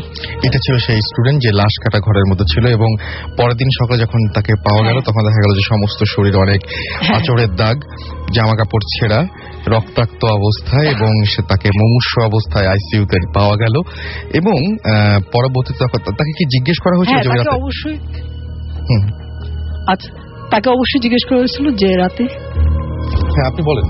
হ্যাঁ তাকে অবশ্যই তাকে জিজ্ঞেস করা হয়েছিল যে রাতে কি করছিল ওই রাতে, কিন্তু সে এটা মানে মুখ খুলতে রাজি হয়নি, এবং পরে সে মেডিকেলে আর পড়েনি। আর তাকে যখন সকালবেলা যখন যারা খুঁজতে গিয়েছিল ওই জায়গায়, তারা তো নিশ্চয়ই লাশ কাটা ঘর থেকে তাকে নিয়ে আসছিল। হ্যাঁ আসলে তারা তো খুঁজতে যায়নি, তারা তো পরীক্ষা দিতে গেছিল, কারণ তারা জানতো না যে এরকম ঘটনা। তো তারা যখন পরীক্ষা দিতে গেছিল তখন যে মামার কাছ থেকে শুনলো আর কি, যে সবার কাছ থেকে শুনলো যে এরকম একটা ঘটনা, তো এভাবে আর কি ব্যাপারটা হয়েছে। এবং মানে তার মানে তাকে ওই লাশ কাটা ঘরের মধ্যেই পাওয়া গিয়েছিল, লাশ কাটা ঘরের মধ্যে পাওয়া গিয়েছিল। এবং পরবর্তীতে ওই যে মামার সাথে মাধ্যমে ওরা ঢুকলো, তখন দেখলো যে ওই মর্গে ওরকম মানে ওই চেহারা কোনো মামাই নেই। আচ্ছা, ওই চেহারা কোনো মামা নাই, তার মানে যে মামার সাহায্য নিয়ে তারা ঢুকতে গিয়েছিল সেই মামা আসলে কোনো অস্তিত্বই নেই, এবং এই পুরো ঘরটার মধ্যে সে এবং তার ওই ডেড বডি ছাড়া আর কিছু ছিল না। এবং ঘটনাটা হয়তো আরো মজা করে জানা যেত যদি সে মুখ খুলতো, বাট সে মুখ খুলেনি, এবং সে মেডিকেল কলেজে। এটা একটা খুবই রহস্য, এই ব্যাপারে কোশ্চেন করলেই সে এড়িয়ে যেত আর কি, এড়িয়ে যেত। এবং সে আর কোনোদিন, এটা সিলেট মেডিকেল আপনার ম্যাক্সিমাম স্টুডেন্ট জানে এই স্টোরিটা। আমি ওই মেডিকেল এক ফ্রেন্ডের কাছ থেকে শুনছি। এখন এটা কতটা সত্য মিথ্যা এটা আসলে না, সেটা সেই প্রশ্ন আসছেও না, কিন্তু সে আর মেডিকেল কলেজে পড়েনি, সে চলে গেছে। প্রায় 20 বছর আগের ঘটনা। 20 বছর আগের ঘটনা। অলরাইট, তো এই ছিল ঘটনা, এবং এই ঘটনাটা সিলেট মেডিকেল কলেজে ঘটেছিল, এবং একটা মানুষ যে গিয়েছিল মর্গে, এবং তাকে পরের দিন সকালবেলা যখন উদ্ধার করা হলো তখন দেখা গেল যে তার সমস্ত শরীরে অনেক আঁচড়ের দাগ। প্রশ্ন হচ্ছে যে সেই মামাটা কে ছিলেন, যিনি কিনা তাকে ওই ঘরটি খুলে দিয়েছিলেন, এবং যিনি বলেছিলেন ফোন করা মাত্র তিনি হাজির হবেন। এবং সবচাইতে বড় কথা যে একটা ঘরের মধ্যে তিনি এবং একটা ডেড বডি, সেই ডেড বডির আমরা যদি মানে সায়েন্স বিশ্বাস করি, তাহলে আমরা সায়েন্স অনুযায়ী একটা ডেড বডির পক্ষে সম্ভব না তাকে আঁচড় দেওয়ার। তাহলে ওই ঘরের মধ্যে কি ঘটেছিল, এবং কেন, সবচেয়ে রহস্যজনক ব্যাপারটা যে কেন তিনি পরের দিনও মুখ খুললেন না এবং কোনো কিছু না বলে মেডিকেলের পড়াশোনা ছেড়ে দিয়ে, একজন স্টুডেন্ট যখন মেডিকেলে ভর্তি হন অনেক কষ্ট করে ভর্তি হন, কিন্তু তিনি সেটা ছেড়ে দিয়ে এরকম একটা জায়গা থেকে সরে এসেছেন একদম চিরদিনের জন্য। সো অবশ্যই কোনো ঘটনা সেখানে থাকতেই পারে। আমি দেখতে পাচ্ছি যে আমাকে আরো অনেকে এসএমএস করেছেন আমাকে উমিরজা, এছাড়াও এসএমএস করেছেন নীরব চট্টগ্রাম থেকে, জীবন আমাদের এসএমএস করেছেন প্রতাপ কাটি থেকে, আচ্ছা আমাদের আসিফ ময়মনসিং থেকে এসএমএস করেছেন, তিনি ভূত এফএম অনেক ভালোবাসেন সেটা জানিয়েছেন। রাজন এসএমএস করেছেন আমাদেরকে খুলনা থেকে, এবং তিনি বলছেন আমার এসএমএসটা পড়বা না নু, আমি পড়ে ফেললাম। আনলাকি ভূত আমাকে এসএমএস করেছেন সৈয়দপুর থেকে, যে 2011 সালে আমার একটি মেসেজও পড়া হয়নি, এবার তো পড়া হলো আপনার মেসেজ। অর্ণব 007 আমাদের এসএমএস করেছেন ফ্রম পটুয়াখালী, চরম লাগছে, থ্যাংক ইউ সো মাচ আমাদের সঙ্গে থাকার জন্য। রনি চট্টগ্রাম থেকে আবারও এসএমএস পাঠিয়েছেন, থ্যাংকস জানিয়েছেন আমাদেরকে এসএমএস পড়ার জন্য। এছাড়াও আমি দেখতে পাচ্ছি যে আমাকে এসএমএস করেছেন লোপা MM কলেজ যশোর থেকে, এবং তিনি এবং তার বয়ফ্রেন্ড রুহান তারা ভূত এফএম শুনছেন এটা জানিয়েছেন। আফরিনা আমাদের এসএমএস করেছেন হালি শহর থেকে। এছাড়াও আমাদেরকে এসএমএস করেছেন দেখতে পাচ্ছি জিয়া ঢাকা ক্যান্টনমেন্ট থেকে, খুব ভালো লাগছে সেটা জানিয়েছেন। রাফি হাতিরপুল থেকে এসএমএস করেছেন যে ভাইয়া আমি বর্ণা সবাই মিলে তোমাকে শুনছি। শুভ স্টুডেন্ট কেয়ার হাই স্কুল থেকে এসএমএস করেছেন। এছাড়াও আমাদের এসএমএস করেছেন মিজান SSC ভূত। সনি আমাদের এসএমএস করেছেন সাতক্ষীরা থেকে। এছাড়াও শুভ বরিশাল থেকে এসএমএস করেছেন। যারা এসএমএস পাঠাতে চান তাদেরকে এসএমএস পাঠানোর নিয়মটি বলে দেই, মোবাইলের মেসেজ অপশনে গিয়ে টাইপ করুন SHOUT শাউট স্পেস আপনার নাম স্পেস আপনার মেসেজ পাঠিয়ে দিন 9840 নাম্বারে। ছোট্ট একটা ব্রেকের পরে আমরা আবারও ফিরে আসছি। স্টে টিউনড টু রেডিও ফুর্তি অ্যান্ড ডোন্ট স্টপ দ্য ফুর্তি।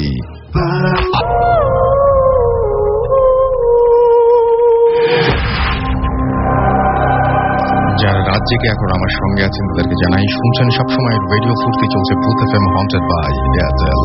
আমি জানি যে সবাই আজকে ভূত এফএম শুনছেন, তারপরেও অনেকে হয়তো মিস করছেন আজকের ভূত এফএমটি। তাদেরকে জানিয়ে দিই যে ভূত এফএম হন্টেড বাই এয়ারটেল যদি আপনি আজকে মিস করে ফেলেন বাই এনি চান্স, তাহলে আপনি এয়ারটেল এম রেডিওর মাধ্যমে এইটি আবারও শুনতে পারবেন এই এপিসোডটি। এবং এই এপিসোড শুনতে হলে আপনাকে যেটা করতে হবে সেটা হচ্ছে আপনাকে ডায়াল করতে হবে একটি নাম্বারে।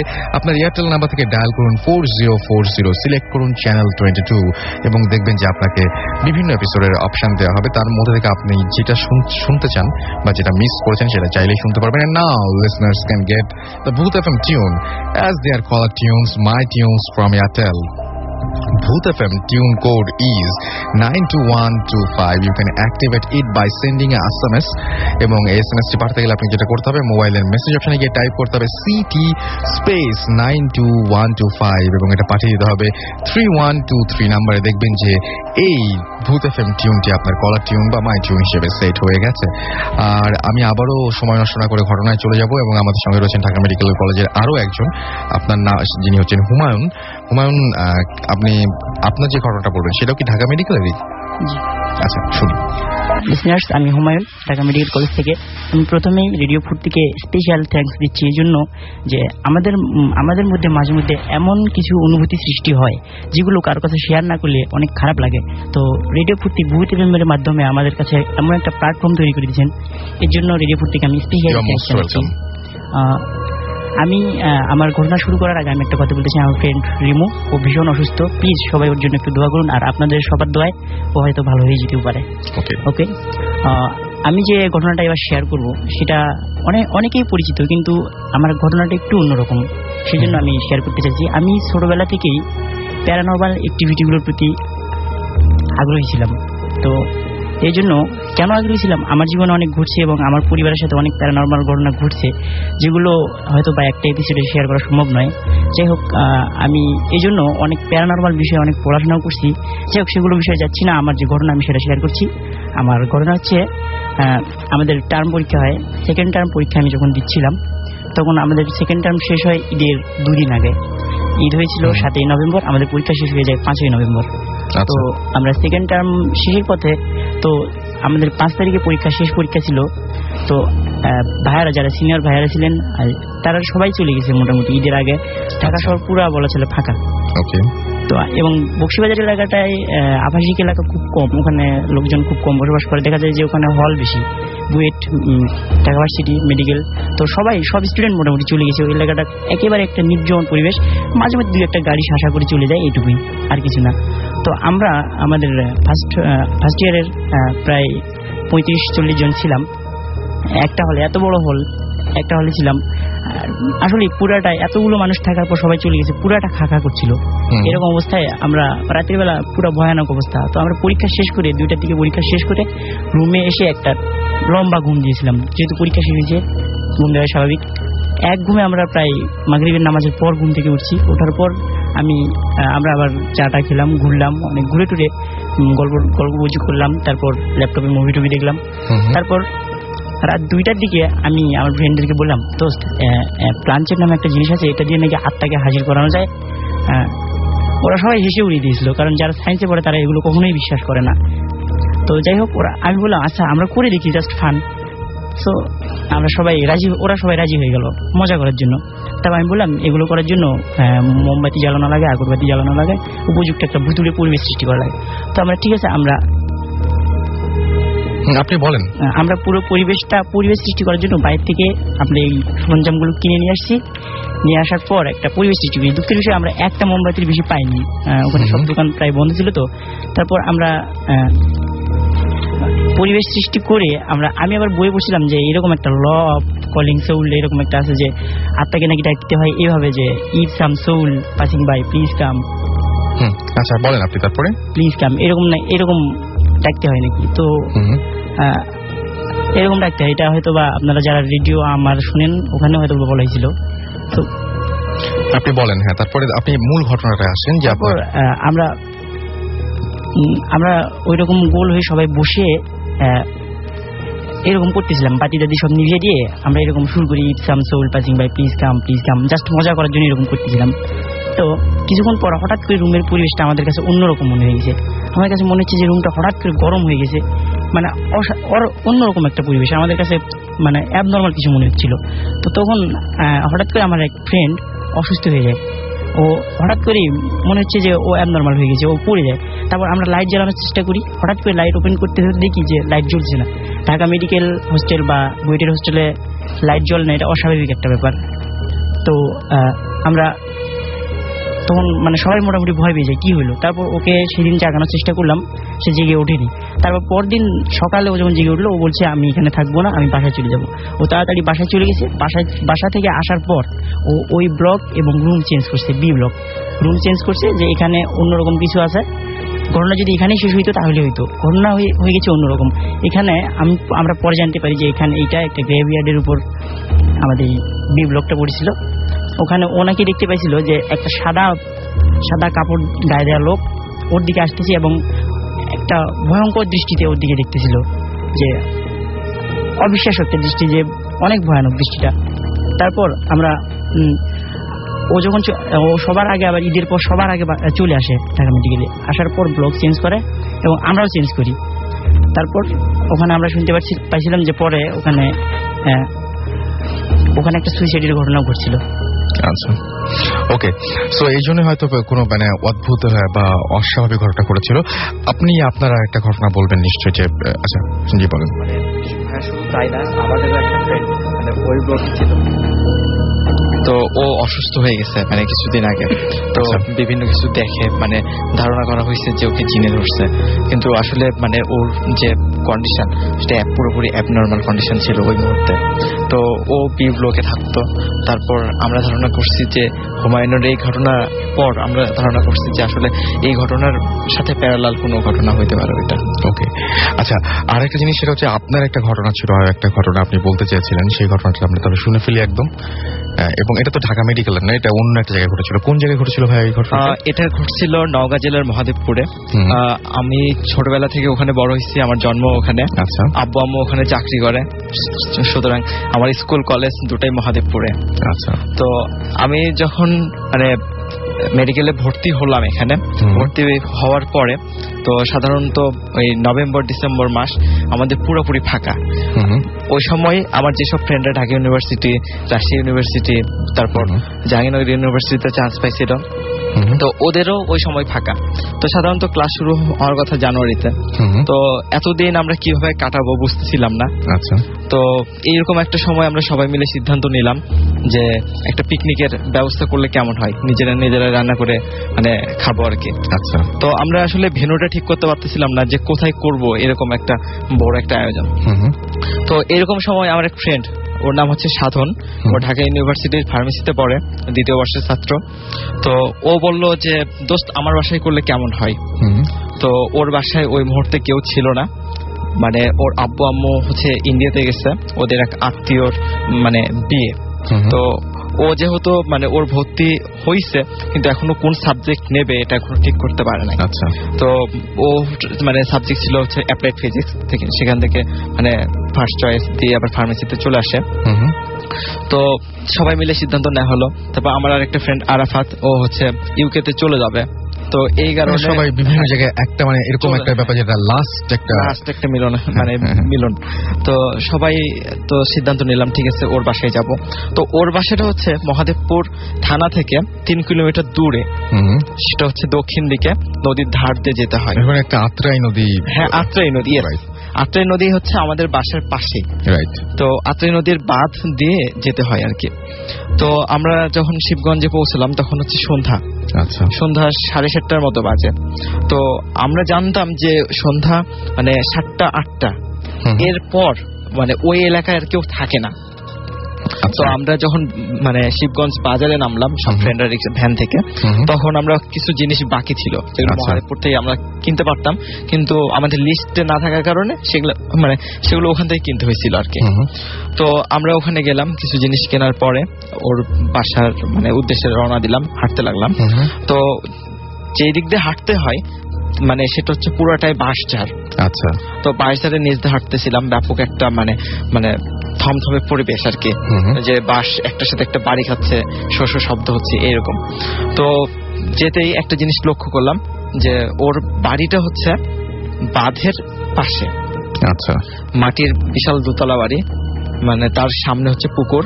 আর ওদের বাড়ির কিছু দূরেই আমরা যখন দোতলায় উঠলাম তখন দেখতে পেলাম যে ওর বাড়ির পাশে একটা হচ্ছে মানে বিশাল পাইকরের গাছ, এবং তার নিচে একটা কালী মন্দির আছে। এবং কালী মন্দিরটা যেখানে আছে তার মানে অপোজিটেই একটা ছিল মানে পুরাতন ধ্বংসাবশেষ জমিদার বাড়ির। তো মহাদেবপুরের রাজা ওখানে কর আদায় করতেন আর কি। মহাদেবপুর আমাদের মানে জাহাঙ্গীরপুর কলেজ, আপনি যেটা থাকবেন হয়তো, জাহাঙ্গীরপুর কলেজটা মানে রাজবাড়ির উপর প্রতিষ্ঠিত হয়। ওকে, আমরা মূল ঘটনায় চলে আসি একদম। হ্যাঁ। তো আমরা যখন ওদের বাসায় গেলাম, তো ওদের বাসায় একজন কেয়ারটেকার, তো ওর নাম হচ্ছে মধু কাকা। সাধারণ যেহেতু মধু কাকা বলতেন, সেহেতু আমরা মধু কাকাই বলি। তো মধু কাকা আমাদেরকে বলছিলেন যে বাবা তোমরা এখানে আসছো, তোমরা যেন মানে এই বাড়ি থেকে বের হওয়ার পরে মানে এত রাতে আমাকে ছাড়া বের হবা না, বা সাধনকে নিয়ে যাবা। তো যথারীতি রান্না বান্না মানে ব্যবস্থা করা হলো, মধু কাকা আমাদের হেল্প করলেন। তা আমার ফ্রেন্ড রাজিন ও রান্না তুলে দিল আর কি, ও খুব ভালো পাকাইতে পারে। তো তারপর আমরা যখন খেতে বসবো তখন কিছু আশ্চর্য জিনিস লক্ষ্য করলাম। একটা হলো ওদের ওখানে অনেক বাদুড় দেখলাম। সাধারণত ওদের বাসায় কোনো বাদুড় ছিল না। ইভেন ওদের বাসায় একটা সাদা বিড়াল ছিল, কিন্তু আমরা দেখছি কালো বিড়াল, এবং বিড়ালটা কাঁদতেছিল। তো আমরা যথারীতি খাবার দাবার পরে মানে সবাই আড্ডায় বসে গেলাম সব ফ্রেন্ডরা। তো এরপর কি হলো যে বিপন নামে আমাদের একটা ফ্রেন্ড আছে, ওর মানে আদি বাসা হচ্ছে শিবগঞ্জে, মানে ওর কাকারা এখনো থাকে ওখানে। তো বিপন বলল যে দোস্ত আমাকে একটু কাকার বাসায় মানে রেখে, তো অনেকদিন দেখা হয় না। তো আমরা রাখতে গেছি। তো অত রাতে সাধারণত 12:30টার দিকে সবাই ঘুমিয়ে গেছে, কারণ 7-8টার পরেই ওই এলাকায় আর কেউ জেগে থাকে না, এরকম অবস্থা। তো আমরা অনেক নক করার পরও দরজাটা খুললো না কেউ। তখন বিপনকে নিয়ে আমরা আবার সাধনদের বাসায় চলে আসলাম। তো আসতেই ওই জমিদার বাড়ির যেখানে ধ্বংসাবশেষ, ওখানে একটা জিনিস লক্ষ্য করলাম, একটা বৃদ্ধ মহিলা ওখানে দাঁড়াই আছে। তো আমার আরেকটা ফ্রেন্ড রাজিন, ওর গায়ে হচ্ছে চাদর ছিল। তো রাজিন বলল যে বুড়িমা আপনি চাদরটা নেন, আপনাকে ঠান্ডা লাগতেছে হয়তো। তো ওই বুড়ি কোনো কথাই বললো না ওখানে। তো আমি আর রাজিনকে টান দিলাম, দিয়ে বললাম যে দোস্ত তাড়াতাড়ি চলো। তো আমরা যথারীতি রুমে পৌঁছলাম। তো রুমে যাওয়ার পরে তো সবাই মিলে সিদ্ধান্ত নিলাম যে এক রুমে থাকবো, ঢালা বিছানা করা হয়েছে। তো এরকম সময় আমরা সবাই শুয়ে বসছি, মানে ঘুম আসতে আসতে এরকম একটা ভাব, মানে ঘুম চলে আসছে। তো এইরকম সময় মনে হলো যে কারোর কেউ আমাদের ডাকতেছে। তখন উঠলাম, উঠে দেখি মধু কাকা আমাদের ডাকতেছে। তো বলছিলাম, তো আমার এক ফ্রেন্ড বললো যে কাকা আপনি এত রাতে ডাকতেছেন। তো বলছে বাবা তোমরা কি কেউ খেজুরের রস খাবা? তো আমি বললাম যে কাকা এত রাতে খেজুরের রস? তো বলতেছে যে মানে গ্রামে আসছো, খেজুরের রস খাওয়ার তো সময় এখনই আসল টেস্টটা পাবা, সকালে তো অনেক দেরি হয়ে যাবে আর কি। তো আমরা লোভ সামলাতে পারলাম না, যথারীতি আমরা চলে গেলাম কাকার সাথে।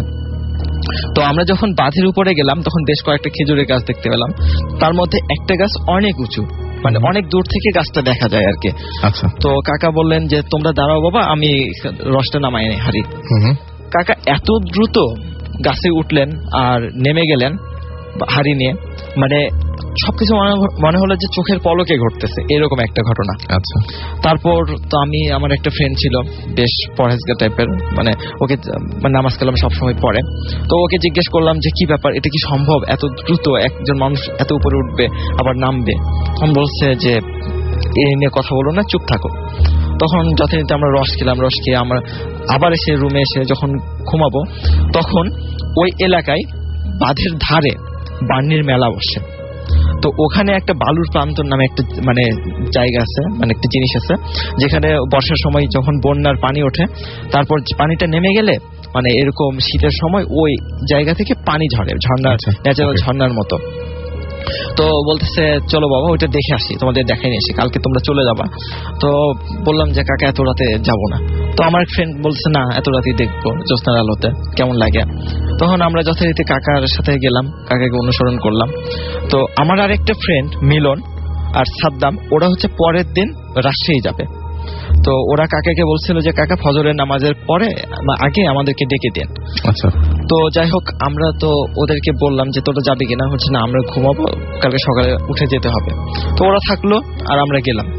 তো আমরা যখন গেলাম তখন দেখি যে একটা কুকুর, কয়েকটা কুকুর ছানা নিয়ে, প্রায় 10 থেকে 12টা কুকুর ছানা নিয়ে আমাদের সামনে দিয়ে চলে গেল। মানে আমি তখন অবাক হলাম যে একটা কুকুর সর্বোচ্চ মানে 6 থেকে 8টা আমি দেখছি, কিন্তু 10 থেকে 12টা মানে কুকুর ছানা আমি কখনো দেখিনি, মানে একটা কুকুরে। তারপর যেটা খেয়াল করলাম যে পাশে শ্মশান ছিল, শ্মশানে মানে আগুন জ্বলতেছিল। তো সাধারণত মরা লাশ পোড়ানোর পরে হয়তো ধ্বংসাবশেষ যে মানে কাঠগুলো ছিল সেগুলো পুড়তেছিল হয়তো। তারপর একটু ভয় ভয় লাগতেছিল, আচমকা সবকিছু ঘটতেছে। তারপর সবচেয়ে যেটা অবাক লাগছে সেটা হলো আমরা যখন সবাই ওইসব বালুর প্রান্ত দেখতেছিলাম, এরকম সময় দেখি যে আমাদের মানে চাঁদের আলোতে আমাদের সবার ছায়া দেখা যাচ্ছে, বাট ওই মধু কাকার ছায়া দেখা যাচ্ছে না। আচ্ছা।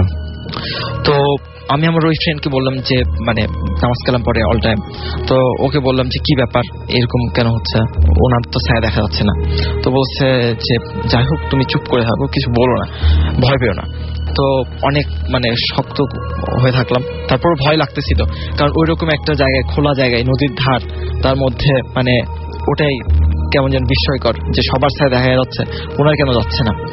এমন সময় আমার যে ফ্রেন্ড মিলন, সাধন, এরা মানে বাঁধের উপর থেকে আমাদেরকে ডাকতেছে, বলছে তোমরা এখানে কেন?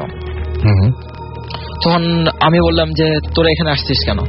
আমরা বালুর প্রান্ত দেখতে আসছি মধু কাকার সাথে, তোরা যা ঘুমা যা, তোরা তো আসবি না বলছিস। তো বলছে মধু কাকাকে কই পাইলি তোরা? তো বলছে, আমি বললাম যে মধু কাকা তো আমাদের সাথে। তারপর বলছে না মধু কাকা আমাদের, ওরা বলতেছে মধু কাকা আমাদের সাথে। তারপর আমি তাকায় দেখি যে মধু কাকা নাই, আমরা 6 জন দাঁড়ায়। তারপর খেয়াল করলাম যে মধু কাকা হচ্ছে ওদের সাথে। আচ্ছা, মধু কাকা যখন ওই ফজরের নামাজের আগে ওদেরকে ডাকতে গেছে তখন দেখছি তখন দেখছে যে আমরা নাই। তো এইরকম সময় ওদেরকে জিজ্ঞেস করছে, তখন ওরা বলছে যে কাকা আপনি তো ওদেরকে রস খাওয়াইতে নিয়ে গেলেন, বালুর প্রান্ত দেখাইতে নিয়ে গেলেন, ওরা কই? তখন মধু কাকা বলছে আমি তো বলছি যে সাধনকে ছাড়া কোথাও যাবা না, বা আমাকে মানে ছাড়া কোথাও যাবা না। তখন মানে ওরা আমাকে তখন আমাদেরকে খুঁজতে আসছিল, আমাদেরকে পেয়ে যায়। এবং আমি তখন আমরা তো সবাই মানে স্তব্ধ হয়ে গেছি যে এটা কি ঘটতে যাচ্ছিল। খুবই স্বাভাবিক যে এরকম কাকা হারাই গেল। তারপর দেখি কাকা ওদের সাথে, মানে আমরা তো ভয়ে মানে এখনো ব্যাপারটা আমাদের কাছে ক্লিয়ার না, তবে পরে কিছু ইনফরমেশন পাইছিলাম। যে ইনফরমেশন হলো এরকম যে ওই ধ্বংসাবশেষ যে মানে জমিদার বাড়িটা ছিল ওখানে নাকি দুটা মানুষকে মানে কর দিতে পারে নাই, এই কারণে ফাঁসিতে ঝুলায় মারা হয়েছিল, এবং তাদের অতীত আত্মা নাকি এখনো ওই এলাকায় মানে এরকম ভাবে ঘুরে বেড়ায়। এবং মানুষকে কি মারে? মানুষকে মারে না, মানে তারা তো ইয়ে করে নাই আসলে, মানে এরকম ভাবে ভয় দেখায় আর কি। আমরা এই যে ঘটনাটা শুনলাম, এরকম টাইপের একটা ঘটনা আমার কাছে আরো একজন পাঠিয়েছেন, অনেক দূর থেকে এই ইমেলটি পাঠিয়েছেন, আমি পড়তে চাচ্ছি। যে এই ঘটনাগুলো আসলে অনেকটা এরকম মানে কি বলবো যে অবিশ্বাস্য শোনায়, কিন্তু এই ঘটনাগুলোর কয়েকটা ইমেল আমার কাছে আছে, তার মধ্যে আমি একটা পড়ছি। In fact new degree government college Rajshahi থেকেও আমাকে এইরকম ধরনের একটা ঘটনা পাঠিয়েছেন সাদ। আরেকটা ঘটনা পাঠিয়েছেন এই টাইপেরই ঘটনা আমাকে লিখেছেন যে রানা ফ্রম ইটালি, এবং তিনি বলছেন যে আমি ভূত এফএম এর একজন রেগুলার লিসনার, আমি লাইফে কয়েকটা ভয়ঙ্কর এক্সপেরিয়েন্স আছে যা এখনো আমাকে পীড়া দেয়, পসিবল হলে আপনি শোনাবেন। এবং তারপরে তিনি রানা বলছেন যে আমি রানা ফ্রম ইটালি, ঘটনাটা বলার আগে একটা কথা বলতে ইচ্ছে করছে যে যাদের লাইফে এইসব অ্যাক্টিভিটিস হয়নি তারা অনেক অনেক ব্যাড টেনশন থেকে ফ্রি আছেন। যাই হোক, আমি যে ফ্ল্যাটে থাকতাম সেটা তার বস এবং তার বসের নাম হচ্ছে ফ্রান্সিসকো, এবং তিনি বলছেন যে তার ফ্ল্যাট ছিল এবং সে আমাকে অনেক লাইক করত বিধায় ওই ফ্ল্যাটটা আমার ওপর ছেড়ে দিয়েছিলেন। আমি 2009 সেপ্টেম্বরে ওখানে শিফট করি এবং ফ্ল্যাটটা অনেক বড়, আমি জাস্ট একটা বেডরুম ইউজ করতাম আর পুরো ফ্ল্যাটটি ফাঁকা ছিল। 12 থেকে 15 দিন পর আমি একেবারে শেষের রুমগুলোতে গভীর রাতে প্রায় কাঠ ভাঙার শব্দ পেতাম, যা অনেক মানে জোরালো, এবং আমি জাস্ট ইগনোর করতাম। বলে রাখি আমার বসের ওয়াইফ মারিয়া চেক রিপাবলিকের সিটিজেন ছিল এবং সে প্রতি বছর 2 মাস অন্তর অন্তর ইটালি আসতো এবং 1 মাস থাকতো। সেদিন ছিল 22 ডিসেম্বর 2011। বড়দের এবং বরাবরের মতো মারিয়া আসলো এবং তখন ছিল সন্ধ্যা 7টা। আমি তাকে ওয়েলকাম জানালাম, বাট তার মধ্যে একটু পরিবর্তন দেখলাম। সেটা হলো যে এর আগে যখনই সে আসতো আমার সাথে অনেক কথা বলতো, জার্নি কেমন হলো সব জানাতো, যা কখনো মিস হতো না। বাট সেদিন সে কোনো কথা না বলে গেস্ট রুমে চলে গেল এবং দরজা বন্ধ করে দিল। আমি মনে করলাম যে জার্নি করে এসেছে, অনেক টায়ার্ড, আমি তাকে ডিস্টার্ব করলাম না। কয়েক ঘন্টা পরেও যখন সে বের হচ্ছিল না তখন আমি তাকে ডাক দিলাম এবং কয়েকবার তাকে ডাক দিলাম। তখন রাত 11টা থেকে 11:30 মিনিট হবে, বাট কোনো রেসপন্স পেলাম না। আমিও কিছু না বলে ঘুমোতে চলে গেলাম। সকাল 8টার দিকে আমার ঘুম ভেঙে গেল। আমি ফ্রেশ হয়ে মারিয়ার গেস্ট রুমে গেলাম এবং গিয়ে দেখি আমার বস একটা চেয়ারে বসে ঘুমাচ্ছে। আমি তাকে ডেকে বললাম যে মারিয়া কোথায়? সে বলল হয়তো আশেপাশে কোথাও আছে। আমি পুরো ফ্ল্যাট খুঁজে মারিয়াকে না পেয়ে বসকে জানালাম। সে বলল মেবি মর্নিং ওয়াকে বের হয়েছে। আমিও মনে করলাম যে হতে পারে। ঘটনাটা ঘটলো ঠিক সকাল 9টার দিকে। বাসার TNT নাম্বারে একটা কল আসলো মারিয়ার বাড়ি থেকে এবং মারিয়ার মেয়ে ওপাশ থেকে কিছু বলতে গিয়ে কান্না করে ফেললো এবং আমি জিজ্ঞেস করলাম যে কি হয়েছে। যা শুনলাম সেটা শুনে আমি ভয়ে মাটিতে পড়ে গেলাম এবং আমার বস আমাকে বলল যে কি হয়েছে। আমি লাইন পাস করলাম এবং তাকেও কাঁদতে কাঁদতে বলল যে মারিয়া গতকাল রাতে হার্ট অ্যাটাক করে মারা গেছে এবং সকাল 8টায় তার মৃতদেহ ঘর থেকে বের করে আনা হয়েছে।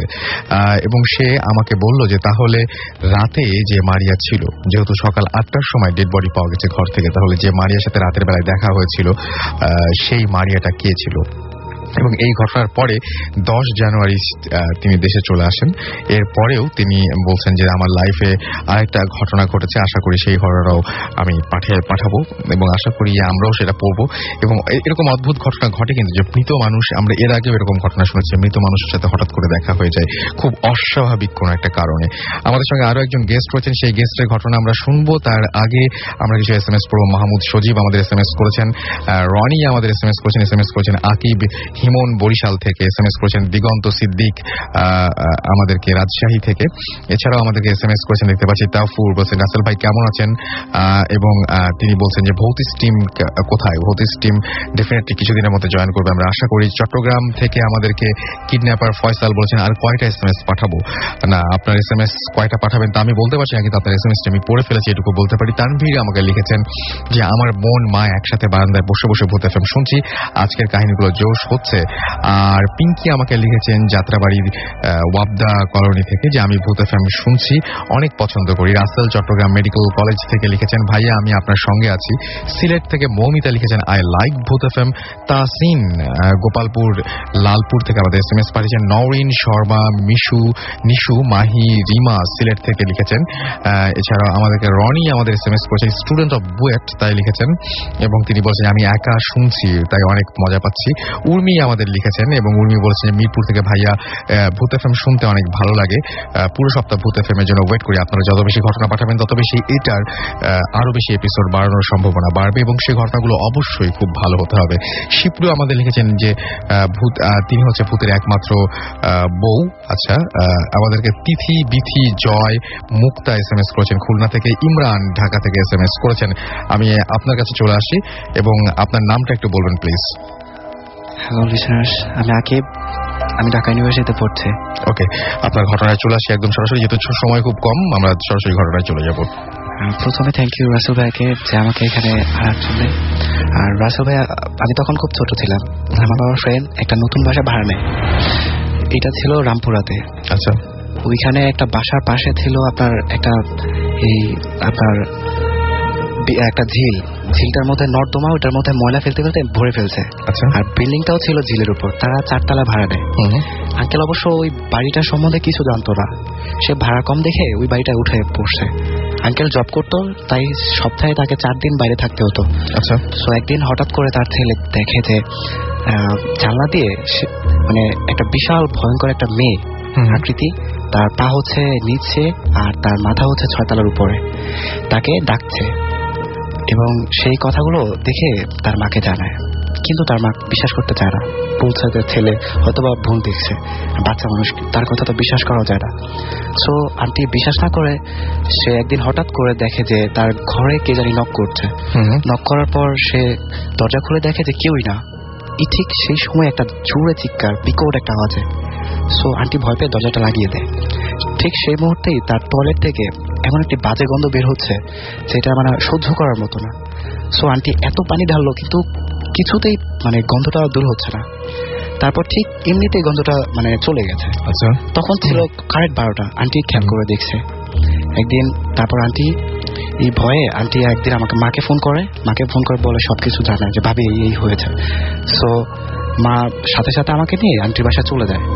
চলে গিয়ে সো আমরা সেদিন আন্টির বাসায় থাকি। থেকে মার ওই দিন আমরা ঘুমাই না, ওই দিন আমরা সবকিছু মানে রাতে আমরা মানে ঘুমানোর ভান করে সব জেগে থাকি, দেখবো কি হয়। তখন আমিও ছোট ছিলাম, মা বলছে আমাকে যে তুমি ঘুমিয়ে পড়ো, কিন্তু আমি ঘুমাতে চাইনি, আমি চিন্তা করেছি যে একটা এক্সাইটিং একটা ব্যাপার যে আমি দেখবো, ভূত দেখবো।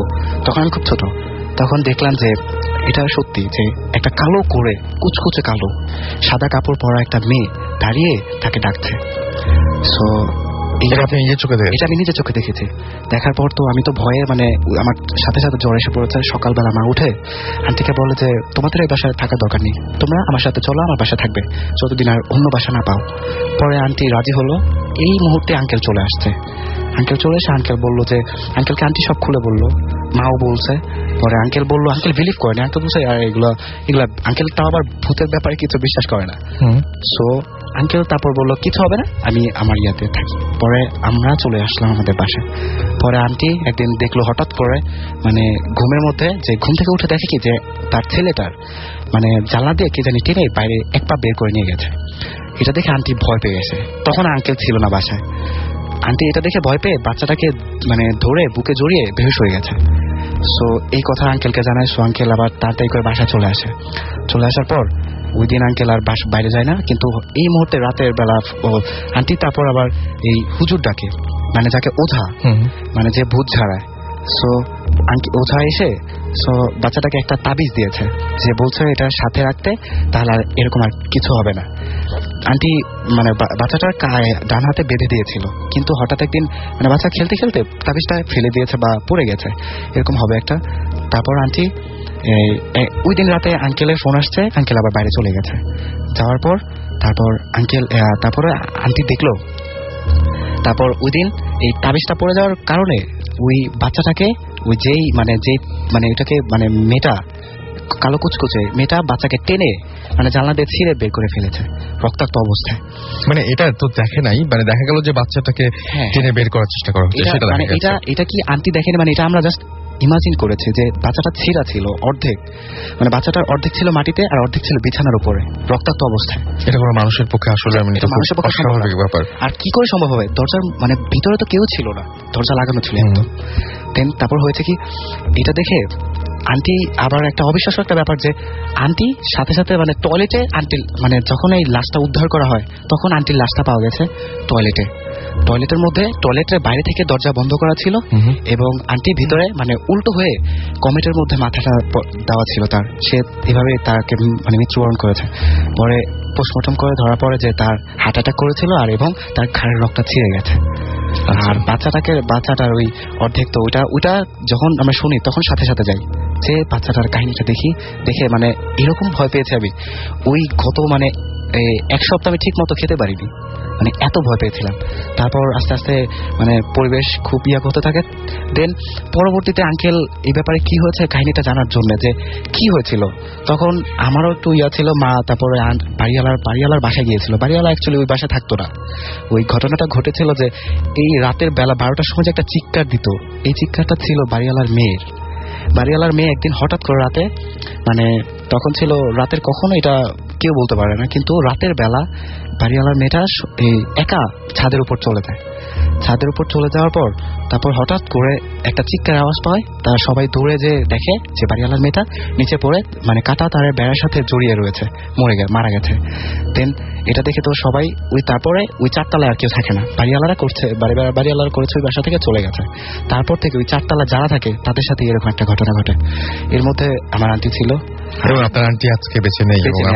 এছাড়া আরেকটা ঘটনা ঘটেছিল ওই বাচ্চাটা, আমরা এখন আর শুনতে পাচ্ছি না। আমরা একটা ছোট ব্রেকে যাব এবং ব্রেকের পরে আবারও ফিরে আসবো। আর যারা SMS পাঠাচ্ছেন তারা এয়ারটেল নাম্বার থেকে বা অন্য যে কোনো নাম্বার থেকে SMS করে আমাদেরকে লিখে ফেলুন SHOUT শাউট স্পেস আপনার নাম স্পেস আপনার মেসেজ পাঠিয়ে দিন 9840 নাম্বারে। আমরা একটু পরে ফিরে আসছি। স্টে টিউনড টু রেডিও ফুর্তি এন্ড ডোন্ট স্টপ দ্য ফুর্তি।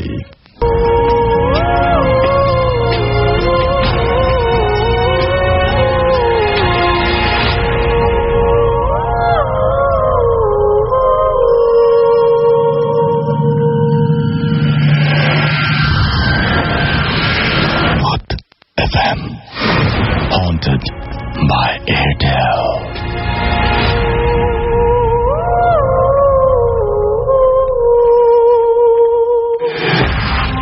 শুনছেন ভূত FM হন্টেড বাই এয়ারটেল। সাথে আছি রাসেল। আমাকে SMS করেছেন অভি, মুহিব, মাসুম, সজীব খুলনা থেকে, জুই আমাকে SMS করেছেন, লিখেছেন দারুণ লাগছে। হীরা, দীপ্তি, সুমন ময়মনসিং থেকে আমাদের SMS করেছেন শাহরিয়ার বাগেরহাট থেকে, এছাড়াও মাধব আমাদেরকে SMS করেছেন শাম্মী, SMS করেছেন মোহাব্বত, SMS করেছেন হাসনাত চাঁদপুর থেকে, এছাড়াও এসকে রনি আরো একবার SMS করেছেন আমাদেরকে SMS করেছেন জামাল, SMS করেছেন আমাদেরকে মেটালিকা অর্ণব ফ্রম পটুয়াখালী। রাসেল ভাই আপনি আচ্ছা ভূত FM পেতনি FM শুরু করছি, তিনি তাই বলেছেন আর কি, এবং তিনি একটা রেডিও স্টেশনের একটা আইডিয়া দিয়েছেন সেটার জন্য। গ্লোরি আমাকে লিখেছেন সেগুন বাগিচা থেকে যে আমি আমার কাজিন সাফা ভূত FM অনেক লাভ করি, থ্যাংক ইউ সো মাচ আমাদের সঙ্গে থাকার জন্য। লাবণী উত্তরা থেকে লিখেছেন আমার অনেক ভয় লাগছে বাট এনজয় করছি। স্বপন লিখেছেন খিলকা থেকে আমাদের SMS করেছেন। চলে যাব ঘটনায় এবং আমাদের সঙ্গে আরো একজন গেস্ট রয়েছেন, তার কাছে ঘটনা শুনবো। কি নাম আপনার? Hello dear listeners, this is Mehdi from packs and আজকে আমি একটা হন্টেড হাউসের ঘটনা শেয়ার করতে যাচ্ছি। সেটা হচ্ছে বাসার ক্লেম ছিল যেটা যে বাসার মধ্যে 1 বছরের বেশি কেউ স্টে করতে পারে না, বাট আনফর্চুনেটলি ঘটনাটা যার কাছ থেকে শোনা হয়েছে তারা আনফর্চুনেটলি ওই বাসায় 1.5 বছর যাবত ছিল। সো ওই বাসায় যখন তারা নতুন নতুন শিফট হয়েছিল তখন ওই বাসায় জাস্ট একটা স্পেসিফিক রুম ছিল। এই রুমটাতে বাসার তার মেয়ে এবং তার হাজব্যান্ড এবং 2 চিলড্রেন তারা রুমটাতে শিফট হয়েছিল। সো ওই রুমটাতে যখন শিফট হওয়ার পরে তারা মানে একটা স্পেসিফিক টাইম, দ্যাট মিনস 2টা থেকে 3টার ভিতরে আর কি তাদের ঘুম ভেঙে যায় এবং তাদের বাসার ঠিক পাশে ছিল একটি আঙুর গাছ, যেটার দিকে তাদের চোখ যায় এবং চোখ গেলে দেখা যেত যেটা যে একটা শ্যাডো, ব্ল্যাক শ্যাডো, যেটা উইন্ডো জানালার লেফট সাইড থেকে রাইট সাইড এবং রাইট সাইড থেকে লেফট সাইড একটা মানে হিউম্যান শেপ আসা যাওয়া করতে মানে খুব স্পিডে। দ্যাট মিন্স রেগুলারই ঘুম ভাঙতো একটা সময় এবং রেগুলারই ওই আঙুর গাছটার দিকেই চোখ যেত। হ্যাঁ সেটাই। Okay fine. এন্ড প্রথমে জিনিসটা এক্সপিরিয়েন্স করে আর কি ওই আপু, দেন আর কি তার হাজবেন্ড, বাট তার জিনিসটা ফানি হবে বিদায় আর কি ফ্যামিলি কারোর সাথে এক্সপিরিয়েন্স করেনি, মানে সরি এক্সপ্রেস করেনি, শেয়ার করে। হ্যাঁ শেয়ার করেনি। বাট একদিন আপু আর কি ঘুম ভেঙে দেখলো যে শ্যাডোটা তারা ডেলি দেখতো সেই শ্যাডোটা ঘরের বাইরে না, তাদের বাসার ভিতরে, এবং তিনি খুব ভয় পেয়ে যায় এবং সেটা তিনি ফ্যামিলি মেম্বারদেরকে ডেকে বলে। সো ডেকে বলার পরে তারা বাড়িওয়ালার কাছে রিকোয়েস্ট করে যে আপনারা গাছটি কেটে ফেলেন, গাছটি এরকম মানে হয়তো কোনো জিন বা কোনো কিছু থাকতে পারে। সো বাড়িওয়ালার কাছে খুব রিকোয়েস্ট করার পরে তারা গাছটি কাটতে রাজি হয়ে যায় এবং গাছটি কেটে ফেলে। বাট গাছটি কাটার আগের রাত্রে আপুকে স্বপ্ন দেখানো হয় যে তোমরা যদি গাছটি কেটে ফেলো তাহলে আর কি তোমার ফ্যামিলি মেম্বার বা তোমার চিলড্রেন্সে কোনো ক্ষতি হতে পারে। এন্ড তারা তারপর আর কি নিজেদের ভয় কাটানোর জন্য গাছটি কাটিয়ে ফেলে এবং গাছের শিকড়টা উঠিয়ে গরম পানি ঢেলে দেয়। সো অ্যাজ উই নো যেটা যে শিকড় উঠিয়ে যদি গরম পানি ঢেলে দেওয়া হয় ওই জায়গায় গাছ ওঠে না। বাট উইদিন 1.5 মাসের ভিতরে যেটা গাছটি ওঠে এবং খুব বড় ভাবে উঠে এবং ডালপালা যেটা যে তার বাসার জানলার ভিতর দিয়ে বাসার ভিতরে ঢুকে যায়। তারপর আবার ওই যে শ্যাডো দেখার অ্যাজ ইউজুয়াল ঘটনা চলতে থাকে এবং তারা বাড়িওয়ালাকে খুব রিকোয়েস্ট করে সেকেন্ড টাইম গাছটি কাটিয়ে ফেলে। বাট সেকেন্ড টাইম ঘটনাটা আবার রিপিট হয়েছে, যেটা রিপিট হয়েছে সেটা হচ্ছে যেটা যে তাদেরকে আবারও স্বপ্ন দেখানো হয় যদি গাছ কেটে ফেলা হয় তা ফ্যামিলি যে কোনো মেম্বারের কোনো খুব ক্ষতি হবে আর কি। আচ্ছা, কিন্তু তারা ভয়ের জন্য জিনিসটা বারবার কেটে ফেলছে। সো যেটা যে কেটে ফেলার পরে তাদের বাসায় বেশ কয়েকটা চিলড্রেন ছিল। সো ওই আপুরই সব ছোট মেয়ে, ওই 5 বছর বয়সে।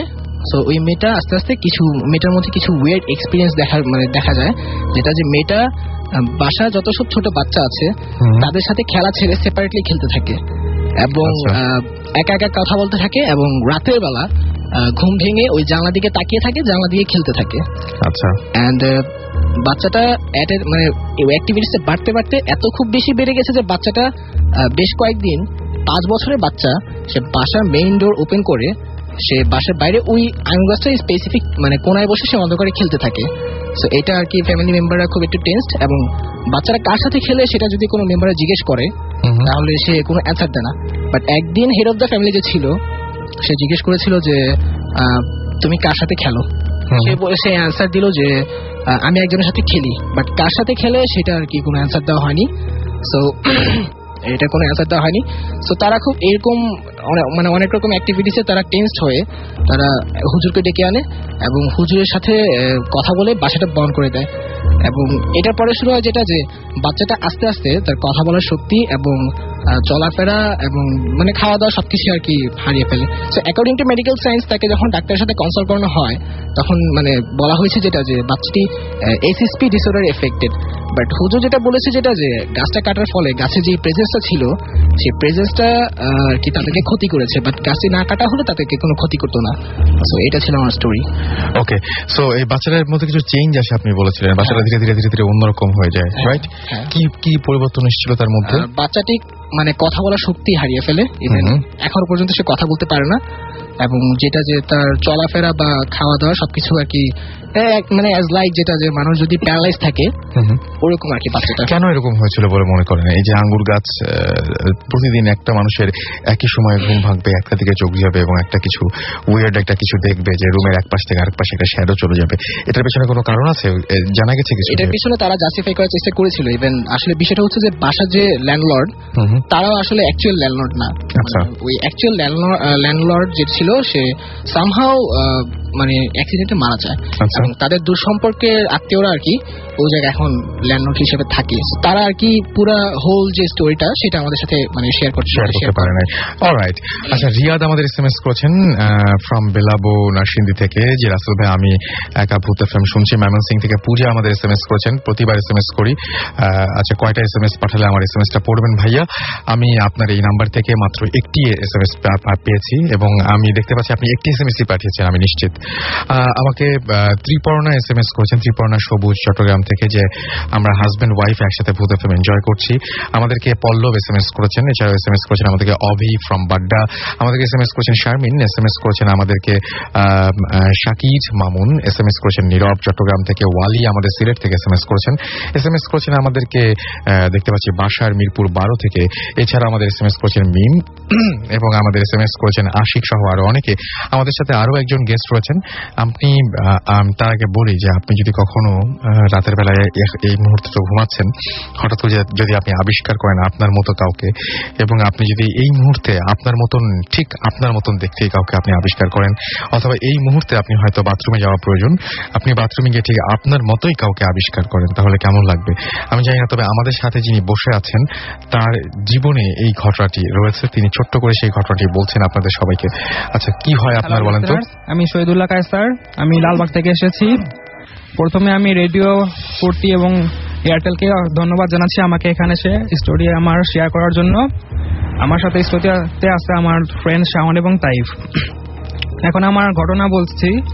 আমার বাসাটা হচ্ছে লালবাগের এমন জায়গা যেখান থেকে ঢাকা মেডিকেল খুবই কাছে এবং সেখানে প্রায় প্যারানরমাল ঘটনা ঘটে যায়। আর আমার বাসার সামনে পিছনে প্রায় প্রত্যেকটা জায়গায় মানে সুসাইডের কেস আছে। যেমন দেখা যায় যে অধিকাংশই হচ্ছে যে তারা ফাঁসি দিয়ে মারা যায়। আর আমার বাসা যে ঘটনাটা প্রায় ঘটে, দেখা যায় রাত্রে দরজায় নক করা হয় বা জানালায় নক করা হয়। তো কিছুদিন আগে জানুয়ারির 5 তারিখে আমার মার সাথে প্রথম ঘটনাটা ঘটে। আমার মা, আমি আপনার সাথে আপনার ঘটনাটা শুনতে চাইছি, যে আপনি যে আপনার মতো কাউকে দেখেন সেই ঘটনাটা বলেন। আমি রাত্রে, সেটা হচ্ছে জানুয়ারির 10 তারিখে আমি রাত্রে ঘুমিয়েছিলাম। তো আমি প্রথমে ফিল করি যে আমি একজনের নিঃশ্বাস আমার নাকের উপর ফিল করতে থাকি এবং আমার ঘুম ভেঙে যায়। তখন বাজে রাত 4টা কি 4:30। প্রথমে আমি ঘুমিয়েছিলাম, পরে আমি যখন ঘুম থেকে উঠি তখন দেখি যে আমার চেহারা একেবারে আমার পাশে শুয়ে আছে এবং তার চেহারা আমার চেহারা খুবই মিল রয়েছে এবং তার চোখ দুটো সাদা। তাই ভাবছি হয়তোবা আমি মিররে আমার প্রতিবিম্ব দেখতে পাচ্ছি, বাট আমি যখন একেবারে খেয়াল করে দেখি যে না, সেটা আমি মিররে আমাকে দেখতে পাচ্ছি না। আপনার মিরর ছিল? হ্যাঁ, মিরর ছিল। আচ্ছা, বাট মিরর ছিল আমার অন্য সাইডে। আচ্ছা, বাট আমি যে পাশে ছিলাম সেই পাশে কোনো মিরর ছিল না, সেখানে দেওয়াল ছিল।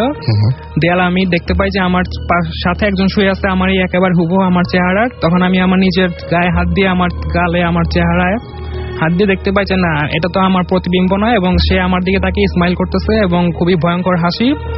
তখন আমি সেকেন্ড টাইম আর তার দিকে তাকানোর সাহস করি নাই। যখন ফজরের আজান দেয়া হয় সাথে সাথে আমি পিছনে ঘুরে দেখি যে সে আমার যে সাথে শুয়েছিল আমারই চেহারা একজন, সে ভ্যানিশ হয়ে গেছে। এটা ছিল আমার ফার্স্ট ঘটনা। আচ্ছা, তো এই ঘটনাটাই আপনার বেসিক্যালি হয়েছিল যে আপনি আপনার নিজের মতো একজনকে দেখেছেন এবং আপনি পুরোপুরি ফিল করতে পেরেছেন যে রক্ত মাংসের একজন মানুষের মনে হচ্ছে। আমি আমার নাকে ফিল করি পেয়েছেন তার মানে, এবং এটা ভয় মানে কি বলবো, যেটা ভুল হওয়ার কোনো কারণ নেই এবং এটা এবং আপনি স্বপ্নও দেখছিলেন না, that's for sure. Okay, fine. আর আমি সূরা পড়ে তারপর ঘুমাই দেন, আমার কোনো প্রবলেম হয় নাই। আচ্ছা, এরকম ঘটনা আপনাদের বাড়িতে মানে অহরহই ঘটে? হ্যাঁ, আমার মার সাথে 2-3 বার ঘটছে। আমার মা ফিল করছে যে তার সাথে কেউ শুয়ে আছে এবং তার নাকেও মানে নিঃশ্বাস ফিল করছে। কখনো বা হাই তুলে বা দেখা যায় দরজা জানালা নক করা হয়। এবং আপনি যেটা বললেন যে আপনাদের ওই এলাকায় এরকম সুইসাইড কেস অহরহই ঘটে।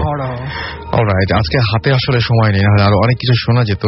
আমাদের শো শেষ করতে হবে। আমি তার আগে ছোট্ট করে কিছু SMS পড়ে ফেলতে চাই। কাজী অমিত আমাদের লিখেছেন, অর্ণব আমাদেরকে আবারও SMS করেছেন আমাদেরকে, এবং তিনি লিখেছেন যে হ্যাপি নাইট মেয়ার। তৃষা আমাদের SMS করেছেন আমাদেরকে, MD নাসির উদ্দিন এছাড়াও আমাদের SMS করেছেন দেখতে পাচ্ছি এখানে, আজাদ এছাড়াও SMS করেছেন আমাদেরকে, রাব্বি ত্রিশাল থেকে। আর আজকে যারা SMS পাঠালেন তারা অনেকে আছেন যে অনেক করে SMS পাঠিয়েছেন, তাদের সবাইকে অনেক ধন্যবাদ। যারা একটি হলেও SMS পাঠিয়েছেন তাদেরকে সবাইকে ধন্যবাদ। যারা একটিও SMS পাঠাননি কিন্তু আমাদের সঙ্গে ছিলেন তাদেরকেও অসংখ্য ধন্যবাদ, কারণ আপনারা ভূত FM এর সাথে থাকেন বলেই ভূত FM এরকম জমজমাট হয়ে ওঠে। এবং আপনারা যেরকম গল্প পাঠাবেন, যেরকম ঘটনা আপনারা আমাদেরকে জানাবেন, ভূত FM সেই রকম ঘটনায় আপনাদের সামনে নিয়ে এসে হাজির করতে পারবে।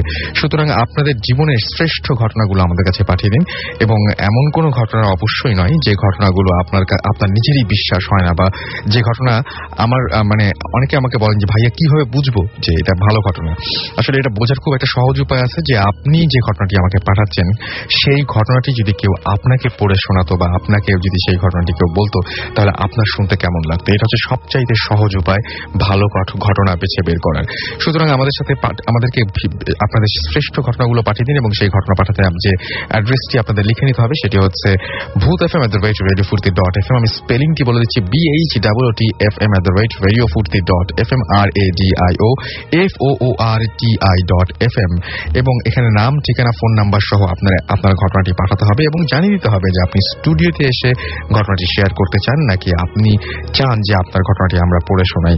এনিওয়েজ, আজকে শো কেমন লাগলো সেটাও আমাদের SMS এখন আর সময় নেই, সুতরাং ইমেল করে জানাতে পারেন আজকে শো কেমন লাগলো, কিভাবে কি চান আপনারা ভূত FM এ, কি হলে ভালো লাগে। আসলে ইট ডিপেন্ডস অন ইউ। আপনারা যখন ঘটনা পাঠাবেন আপনাদের ঘটনা যেমন হবে ভূত FM তেমন হবে। আসলে যাই হোক, কথা হবে আবারও আগামী শুক্রবার। সেই পর্যন্ত সবাই ভালো থাকবেন, সুস্থ থাকবেন, সুন্দর থাকবেন, মোস্ট ইম্পর্টেন্টলি ফুর্তিতে থাকবেন, এবং অবশ্যই সুস্থ থেকে মানে বাকি রাতটা সুন্দরভাবে পার করবেন। এবং যে ভয়ের ঘটনাগুলো আপনারা শুনেছেন সেই ঘটনাগুলো অবশ্যই বারবার করে মনে করার চেষ্টা করবেন না। অবশ্য মনে করলেও কোনো আপত্তি নেই, তাহলে আগামী সপ্তাহে হয়তো আমরা আরো ভয়াবহ কোনো ঘটনা পাবো।